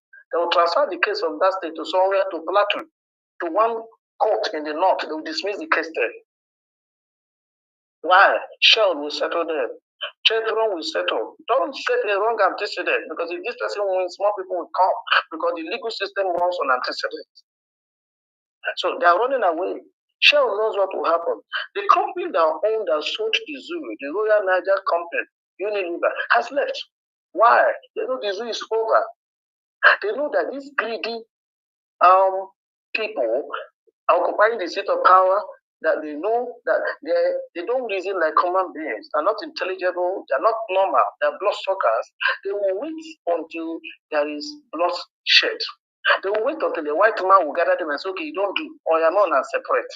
They're waiting for white man to separate them. Tinubu said many years ago he doesn't believe in Nigeria because of resource control. He saw how much the zoo was making out of Lagos. And where was the money coming from? Because of the economic gang up against the East. Everybody is in Lagos because our own state have been decimated. Mazi, okay, go ahead. Do you know that all the rules between the states in the East and other places are bad? You can't move from Aba to Port Harcourt. The route is frustrating. The route do not encourage the businessman. Long before now, everybody in Ugele, in Warri, in Yenegua, down to Bini, they go to Onisha to buy all their markets. What did the zoo do? Allow the road to get spoiled. That this place, if you pass it, is hell. So you must come to Lagos. The road to Lagos is smooth. Do you know, as I speak to you now, this second, this hour, go to Asaba. You will spend 3 hours to move from Onitsha Head Bridge to Asaba. As I speak now, if you quick queue is 2 hours, the route is completely cut off. The government does nothing about it. As I'm talking to you now, and you want to leave Benin to Abo, you will spend more than 1 hour 30 minutes on that road. It's cut off. A while ago, I traveled to the zoo. I also to go in PH. I drove from Abia State going to Port Harcourt. What I saw, and that territory is the oil producing area, where the road was so bad, small cars cannot pass. A truck comes there, the truck will fall. So what do? You go to Lagos where there is road. These things are strategically designed by Britain. Those were the ideas Catherine Lang gave to the zoo, and they're still following it. They followed it to favor Dangote. Today, Dangote is complaining. Dangote shouldn't complain. Tinubu is doing his own. Nemesis will catch up with it. Nobody does evil and go free. Listen, man is spiritual, okay? Man is tripartite. Man is a spirit, having a soul, living in the body. And the Mazi, do you know, you say Tinubu did not believe in Nigeria. Do you know it is not only Tinubu that do not believe in Nigeria? Both his predecessors and all Nigerian politicians, including Igbo politicians, Niger Delta politicians, and the so-called South. No politician believe in Nigeria. Because if they believe in Nigeria, why did the former president of Nigeria built railway from north to Niger? Why are the politicians investing in foreign land? Where is the former governor of Anambra State, Governor Obiano? Where is it today? Why are they taking their children to study abroad if they believe in Nigeria? Nobody believes in Nigeria, Wanda. Nobody. Not even the president. The Fulani don't believe in Nigeria. They raise Russian flag. People who don't understand socio-political evolution, people who don't understand how society evolves, people who don't understand why people behave the way they behave, people who lack analytical ability, we think it's just ordinary, we just take it for granted. Some people say, oh, it's APC politicians. No, APC politicians cannot do that. That's too dangerous a job. So they want to attract America and the West. Do they give a damn? The North is agitated. Kanu says that the oppression, the class struggle in the society. That's when I was talking about the dialectics, the Hegelian dialectics, the thesis, antithesis, and the synthesis. These daily changes that occur around man. Kanu look at it from the materialistic point of view. They look at the relationship between man and labor, his laboring activity. When you are working, the oppression that comes from the bourgeois class, the farm owners, it will get a boiling point where you see that the people are pushed to the wall, they will certainly revolt. Why are people protesting? They have been pushed to the wall. They said we have no food, and you're taking it for granted. Listen, for free. Power belongs to the people. What they have only succeeded in doing in the zoo over the years, that they only play on their minds. They do, they will kill them. And then we come, nobody cares about that again. That day is not far. And then we come, that they will be shooting gun, others will be going, they'll target who holds a gun and go and collect a gun and finish that person. Did you see the video where somebody was addressing the police? Is it in Ojota? In Okota? Yes. He addressed the police. The police listened to him and heard what he was saying. He said, we're protesting for your children. How much do they pay you? The salary of an average policeman cannot feed two people. I feel so sorry for them. How can a military man earn 36,000 naira, 46,000, 50,000? What can 50,000 do to a man? It can't even feed him alone. We are talking about two people. It can't even take care of his transport to work. They buy their kids. The military serving a nation, buy the kits that they wear. So is that not precarious? Is that not ridiculous? Does that not show you that these people at the end of affairs of government are no more human beings? They've turned to monsters. They are earning 33 million every day. Some of them get more than that. They don't care. The policeman carrying gun is hungry. And the policeman is foolishly guarding them. Guarding them with the billions they have stolen. No, ma. The rule of engagement is obey the last command. If he fails to go where the boss has sent him, he'll be fired. That is a problem. So we can't completely blame them too. They are human. They still need to collect that little change. That stipends. That money that take home that doesn't get to home, they still need it. That's a problem. If they did the job, what would they do? They look for them and kill them. So they are helpless. So Mans said that don't wait to be pushed to the wall. Precipitate for change.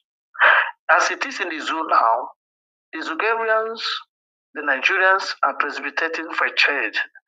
This thing, Tinubu is even playing with fire. I don't think his advisors are wise because there are better ways to handle it.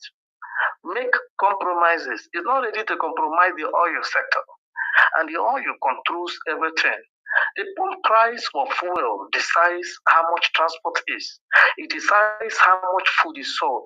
It decides how much other wares, other major things that are important that pivotal to the well-being of the economy are priced or negotiated. And you're saying no, because now I'm the petroleum minister, I have a refinery, I need to make more money, we don't want to shift ground. The house will crash on his head. That's what it will eventually amount to. Mazi, do you know the worst thing? The worst thing is that these politicians are deaf to the whims and caprices of the populace. That the likes of Wike and others have already started campaigning for APC for 2027. Do you see how evil and wicked and unrepentant these politicians are? That is it. They are selfish, they're only thinking about themselves. They want to make themselves relevant. If they don't campaign, speak good of Buhari, they will not get what they're getting. You know, there are a lot of things that are accrued from the national purse. The president has the knife, he shares the food anyhow he likes. Any state they want to encourage to develop, they give you more money. Let me give you an example. They did it the boy. Because David Umahi was busy killing his brothers in the name of fighting IPOB. The PC gave him more money, gave him more loan. He built a boy state to make his people to like him, to dare his people to him. Wike operated the same template. They allowed him access to more money. They took oil wells, lands that belong to Imo State. They went to court. They brought, what's the name of the former governor's wife, who is a lawyer, a judge, to judge the matter. They ruled in favor of Imo State. They took Igbo land, Imo people land, and gave it to River State because of the oil wells there. To tell Wike, well done for killing your people. That was the pattern of back that Wike got for killing Igbos in Obibo. for denying Igbo. They gave him more contracts. It's just precarious. That is how dirty and how nasty the situation is. Rather, I would have loved to read out some of the companies that was shut down in Igbo land in their deliberate attempt to frustrate our people economically. They know that when they close these companies, more need to be jobless, there'll be receiveness. They know that there'll be more problems, there'll be more chaos in the society. Nigeria has done everything to destroy the evil man, but the evil man has refused to be destroyed. The evil man can never be destroyed. We survived a war. There is no mortal standing anywhere in eastern Nigeria. But go to Ibadan, go to Oyo State, go to the north, there are. Why? We are a special race. We are the most intelligent black race. We're one of the most hardworking people on earth. I told the story a while ago. How I can tell you from some scientific evidences that Benis are not Yoruba. I told a friend, I said, do you know how you find out? He said, no. I said, I was speaking to a friend who is abroad in a particular location in Spain. I said, do you have a Yoruba friend? Can he cross this ocean, follow you to the ocean? The guy said, no, it's not possible. I had one. They came from the zoo by road. They came to Libya, you know the route now. They wanted to go by route and follow water to Europe. They got there, the guy looked at the ocean, and asked how many days are going to spend on water? They said 6 days, if you're lucky. If the boat breaks down, you can spend 7 or 8 days. He said on the water, I said yes. The guy turned back. That's a typical Yoruba man. But an Igbo man fears nothing. When you see an Igbo man, you know this is an Igbo, he has Igbo blood in him. That's the one I see Azari Dokubo wasting those Igbo-ness in him, using it to do a wrong thing for stomach infrastructure. It's shameful. It's embarrassing. When I see Ike bringing out the Igbo, the lion in him, and using it against his own people, I pity for his generation abroad. There's something about the Igbo man. We don't get tired. We don't give up. We survive anywhere, under any condition. Now, Wanda, I want to give you a list of companies that the zoo destroyed. The Niger Steel Rolling Mills, which was about the few rolling mills that use steel scrap to produce steel bars. One of the biggest steel plants in operation in West Africa since 1963. The zoo closed it down in order to frustrate businesses in Southeast. The Niger Same, which is in Calabar cement industry, you know the story. Until Ibeto came in, it was a written story. It was a forgotten thing. Nigerian breweries you have today in Egomo in Lagos started in Aba. It was started by Makalopa Wood Eastern Region Administration.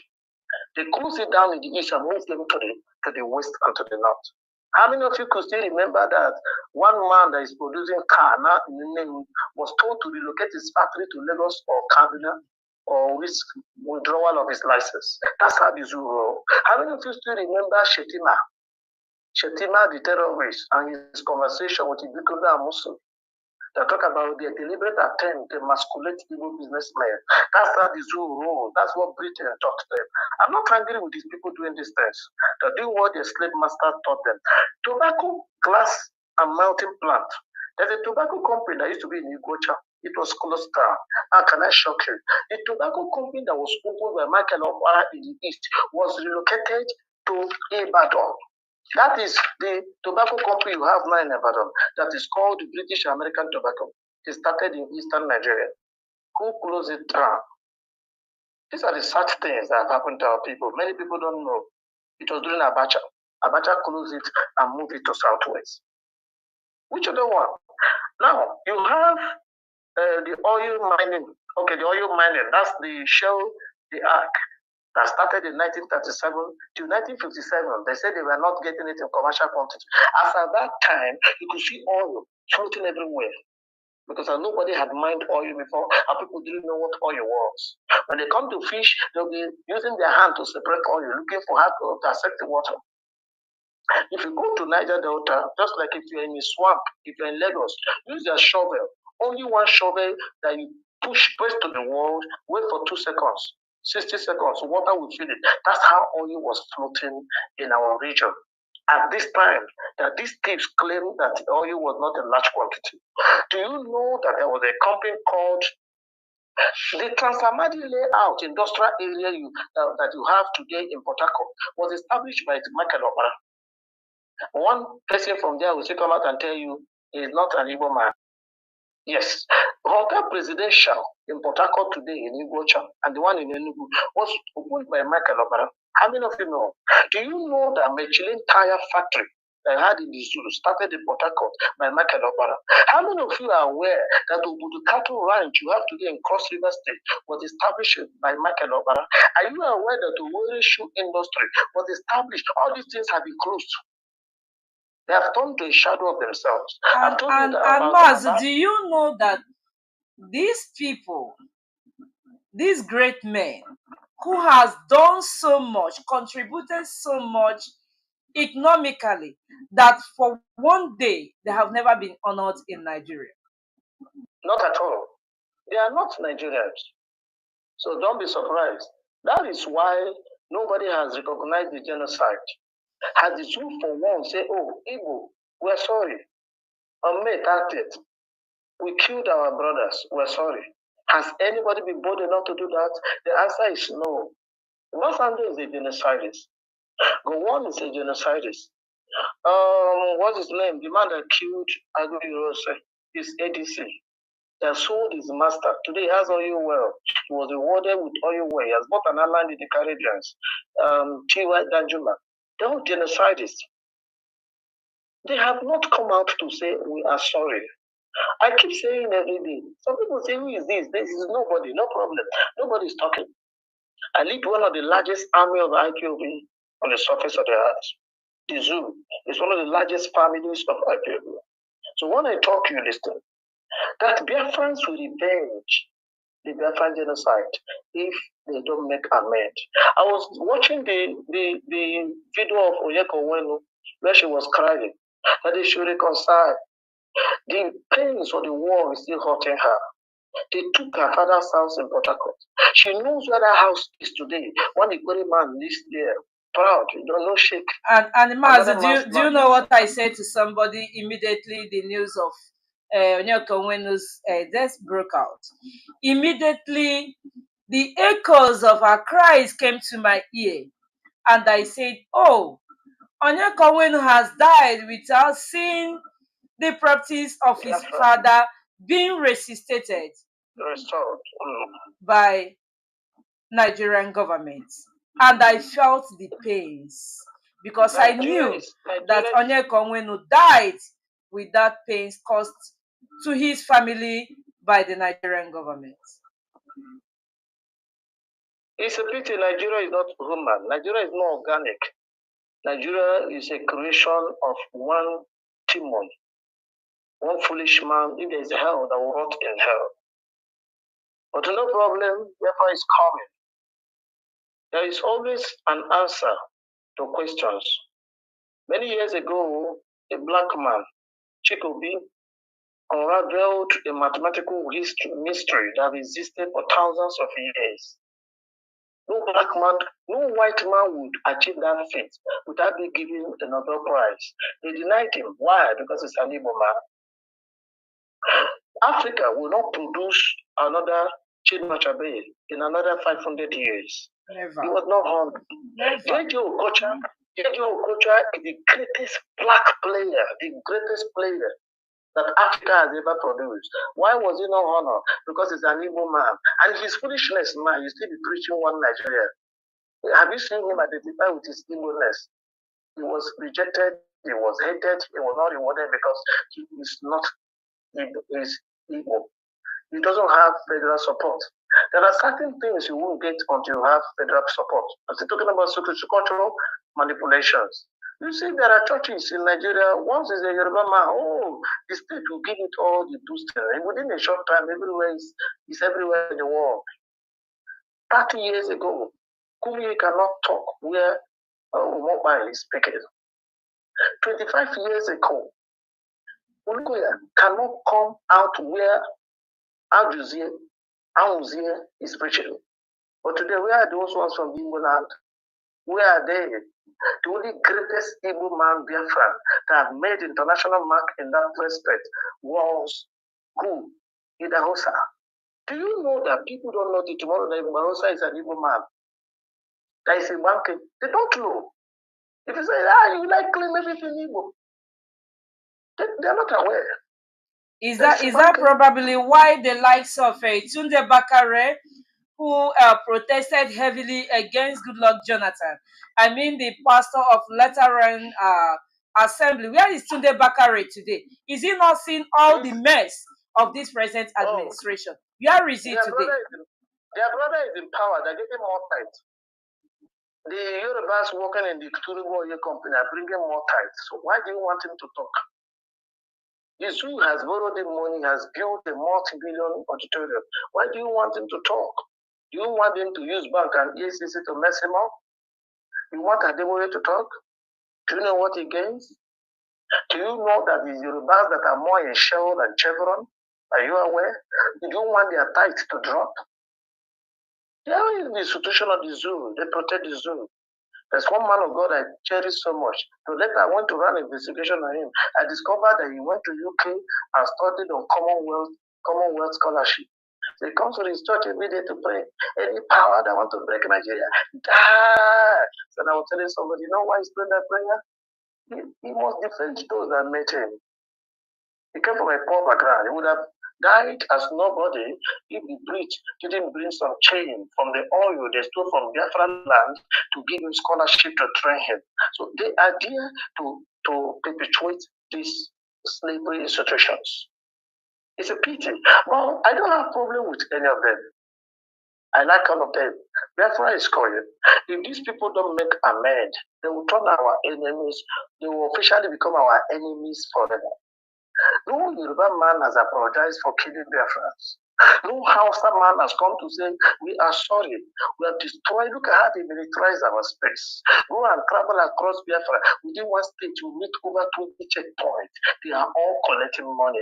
Anywhere our people get to military checkpoint, they will come down. A pregnant woman will come down from bus and walk and raise her hand to cross. And she'll do that 20 times in 3 hours journey. In a distance of 45 kilometers, she will come down 25 times. What kind of suffering, what kind of evil is this that are doing to us? What kind of nonsense is this? How long will this continue? If these people don't repent from this evil and apologize, they will be our enemies in perpetuating. Nobody will come and tell us nonsense tomorrow to forget. Look at how they have castrated our leader. What has he done? They wanted to turn to vegetable before they release him. And the only thing Punch could do to write about him is to lie.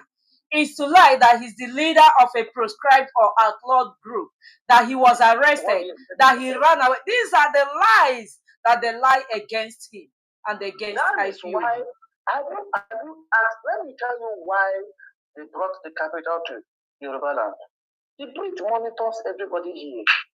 When we read the Wellington Commission, there was a report written by one white man when they were examining the people here, where he went everybody. They gave a vivid account of everybody in this space. They brought the capital to Lagos. All the oil companies are headquartered in Lagos. They pay their tithe, their tax to Lagos. Why? To compensate Yorubas for propaganda. Because they look at them, look at their subtlety, look at their ability to compromise, their ability to be smiling, and they're killing you. They're shooting you, they're smiling. A Benin man cannot smile when he's angry with you. That's a typical Igbo man. An Igbo man can't be smiling. If he's angry with you, he will know. He will tell you, I will deal with you. A Igbo man will laugh. Tell you, no problem, go sing Congo. No, nothing at all, no problem. Whereas he's digging your grave. So Britain solved the subtlety, the serpentine anointing. So these are the people that are good, that will be good in propaganda. Machinery. You get them, the media. Do you know many years ago, there were 2 newspapers in the zoo, the Guardian and the rest. And Guardian was owned by a Biafra, Hebrew family. They threatened them, harassed them until they dropped that ontological foundation upon which that great institution was built, truth, and joint political correctness. They have even destroyed the Guardian. It doesn't carry any fire again. Do you know a few years ago, if you want to get current, want to get the most current political things in this day, Nduka Ubaime, even though they lie to them, they're not Igbo. They know by his name is Igbo. They know his Enyoma is Igbo. They frustrated him. They pumped his media house. There's nothing they needed to push him out of business. The same economic sabotage that they're rendering to us. Look at what is happening to APs. They will push him out of business. All the oil companies in Nigeria can decide to take the tax they will pay to Nigeria and give to all the airlines until APs is out of the game. They have crashed their airfields. Are you aware? Why are they doing that? They want to push APs out of business. Why? It's an Igbo man. It's a crime to be Igbo in the zoo. Somebody has woken up and told them Igbo must go. Some foolish, some politically minded cowards whose brains are not connected. And then you don't say that. Hey, we're one Nigeria. Hey, that guy. Rubbish. The guy has said the truth. Are you a Nigerian? Do you don't care? He has told you to leave. Your presence is annoying them. Just like the Jews in the old Europe. Look at the Jews in Germany. Look at the Jews in the old Holy Land. Jacob made success so everybody became jealous of him. He built a well, they collected it for him. That's what they do to the Igbos in Nigeria. Anywhere we develop, they will take it. They will call us, show you a place, or land, show you swamp. You will sample it. Tomorrow they'll put down your house, throw you away, show you another swamp to buy sample. There's a place where they used to buy parts in Lekki. When I was in the zoo, I live in Lekki. So there's a place in Jakode they sell motor spare parts. One day we got there, like the two people boys have put the place down with the bulldozer. Next thing, they told them now they're putting down Alaba, Aspanda, trade fair built by an Igbo man that Ujuk went there and wept. They're showing them another place in Badagry. They're showing them an ocean. Let them go and sample it. After 15 years, they'll come and pull it down.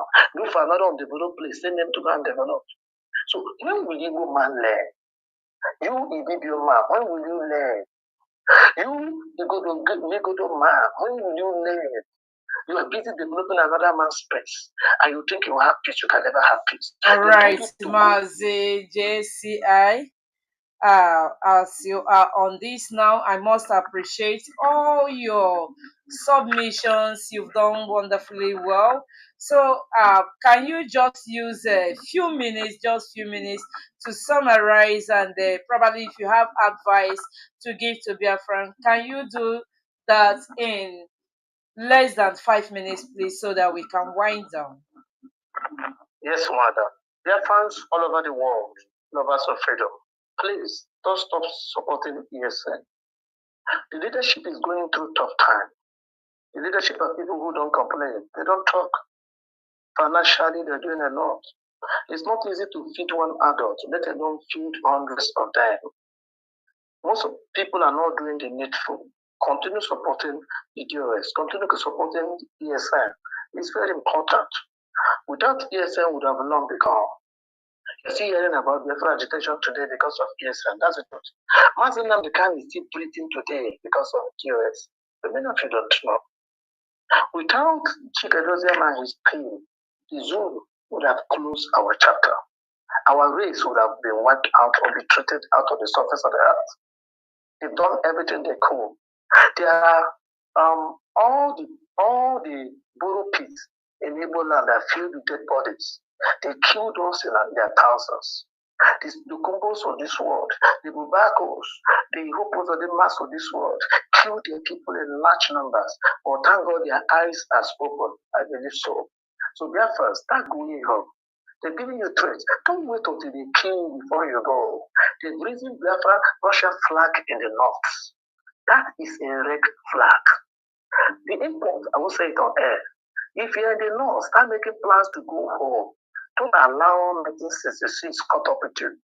Don't say I'm not able. They're beginning man, you are able. What they know you is in America up north. If you're not Yoruba, you are able. If you're not Yoruba, you're not Hausa, you are able.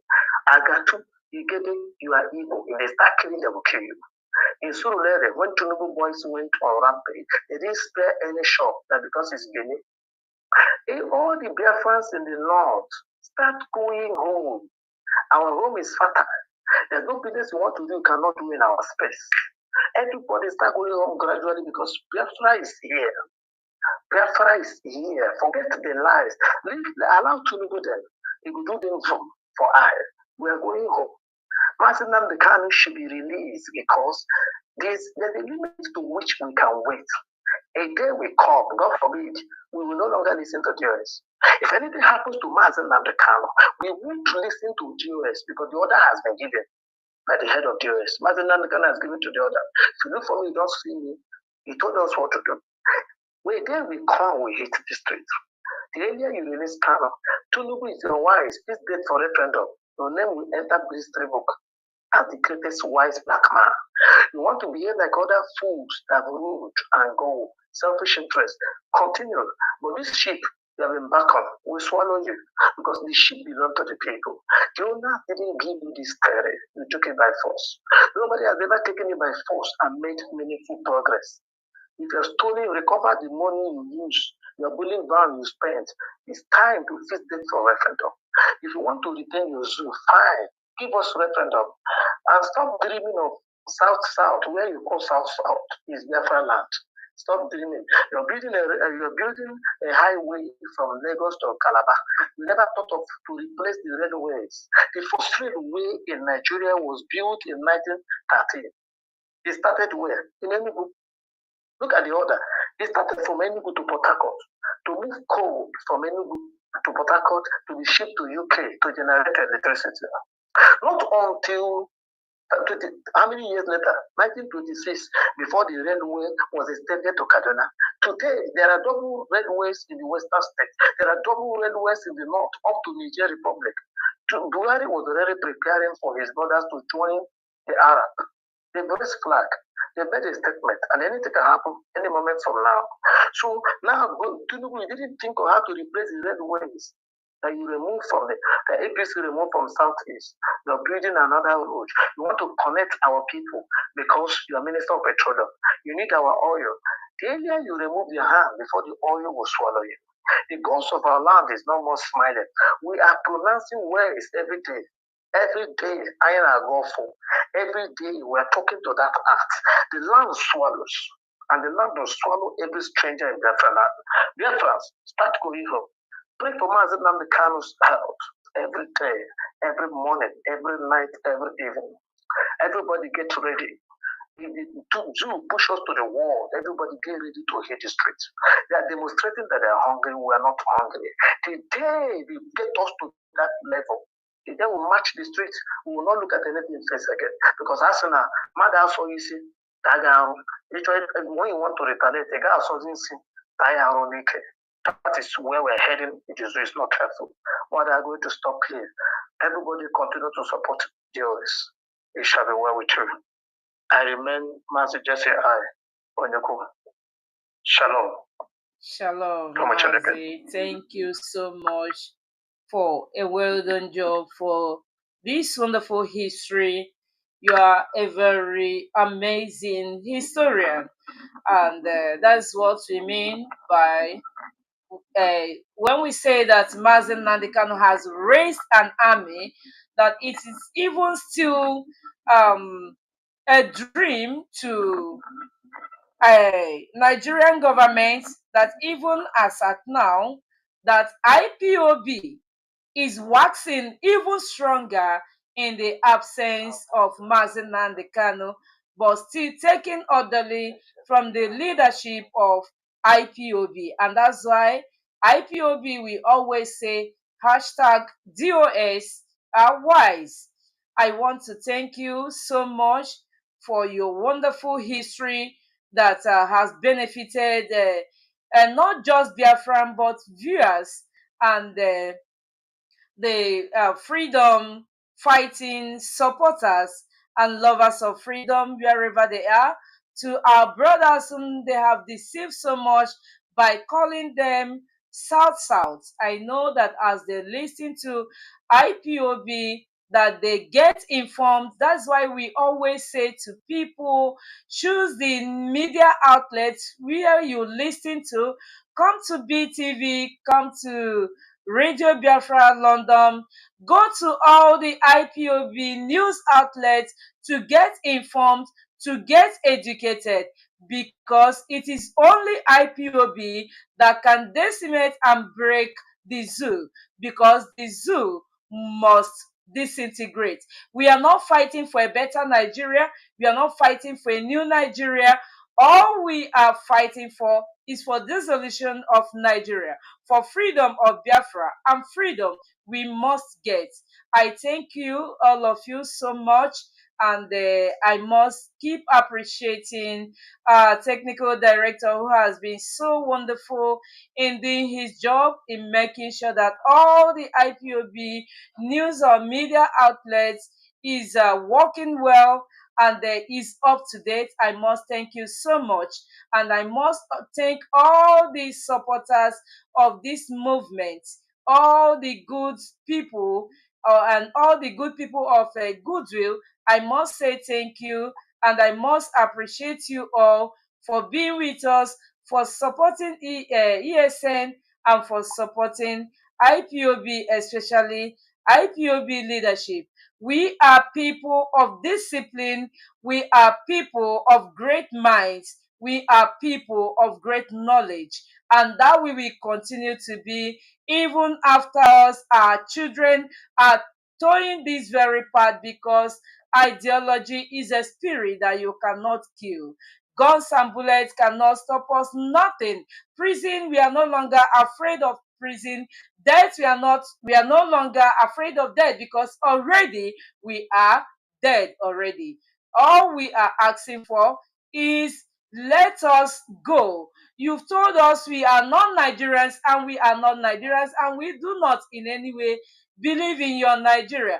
Just last Sunday, the general commander advised Biafrans to take care of their goods wherever their goods may be, and yet those who are doing to themselves, who are even crying more for hunger, still went after the Igbo goods in markets instead of protesting for End Nigeria, hashtag End Nigeria. They are crying for hunger. You see these people, they don't even, I don't know if they are visionary at all, because these people are just crying for hunger. Oh, I'm hungry, I'm hungry. You give to him, he will eat. And in the next few hours, he gets hungry again. He's not talking about agricultural independence. He's not talking about financial independence. He's not talking about even freedom of himself, but just crying for hunger. And hashtag end bad governance. Who is governing? Who is governing the country? And you went ahead to destroy, to steal Igbo properties. And yet, Igbos are still better off after surviving with only but 20 pounds. We still survive. We still succeed. We still get better off, even in as much as they continue to destroy, even in as much as the program continues, even in as much as the genocide continued, that nationwide protest is going on in other parts of the country, but it is the Igbo states, the Biafran states, is heavily militarized. We will succeed, and one day we shall actualize our freedom, and we shall sing praise to Chukwu Okike Abiama. To all our viewers, to all our wonderful listeners, I say thank you to all of you, and I still remain Nwada Jovista Chichi, as I say to you from here, good night.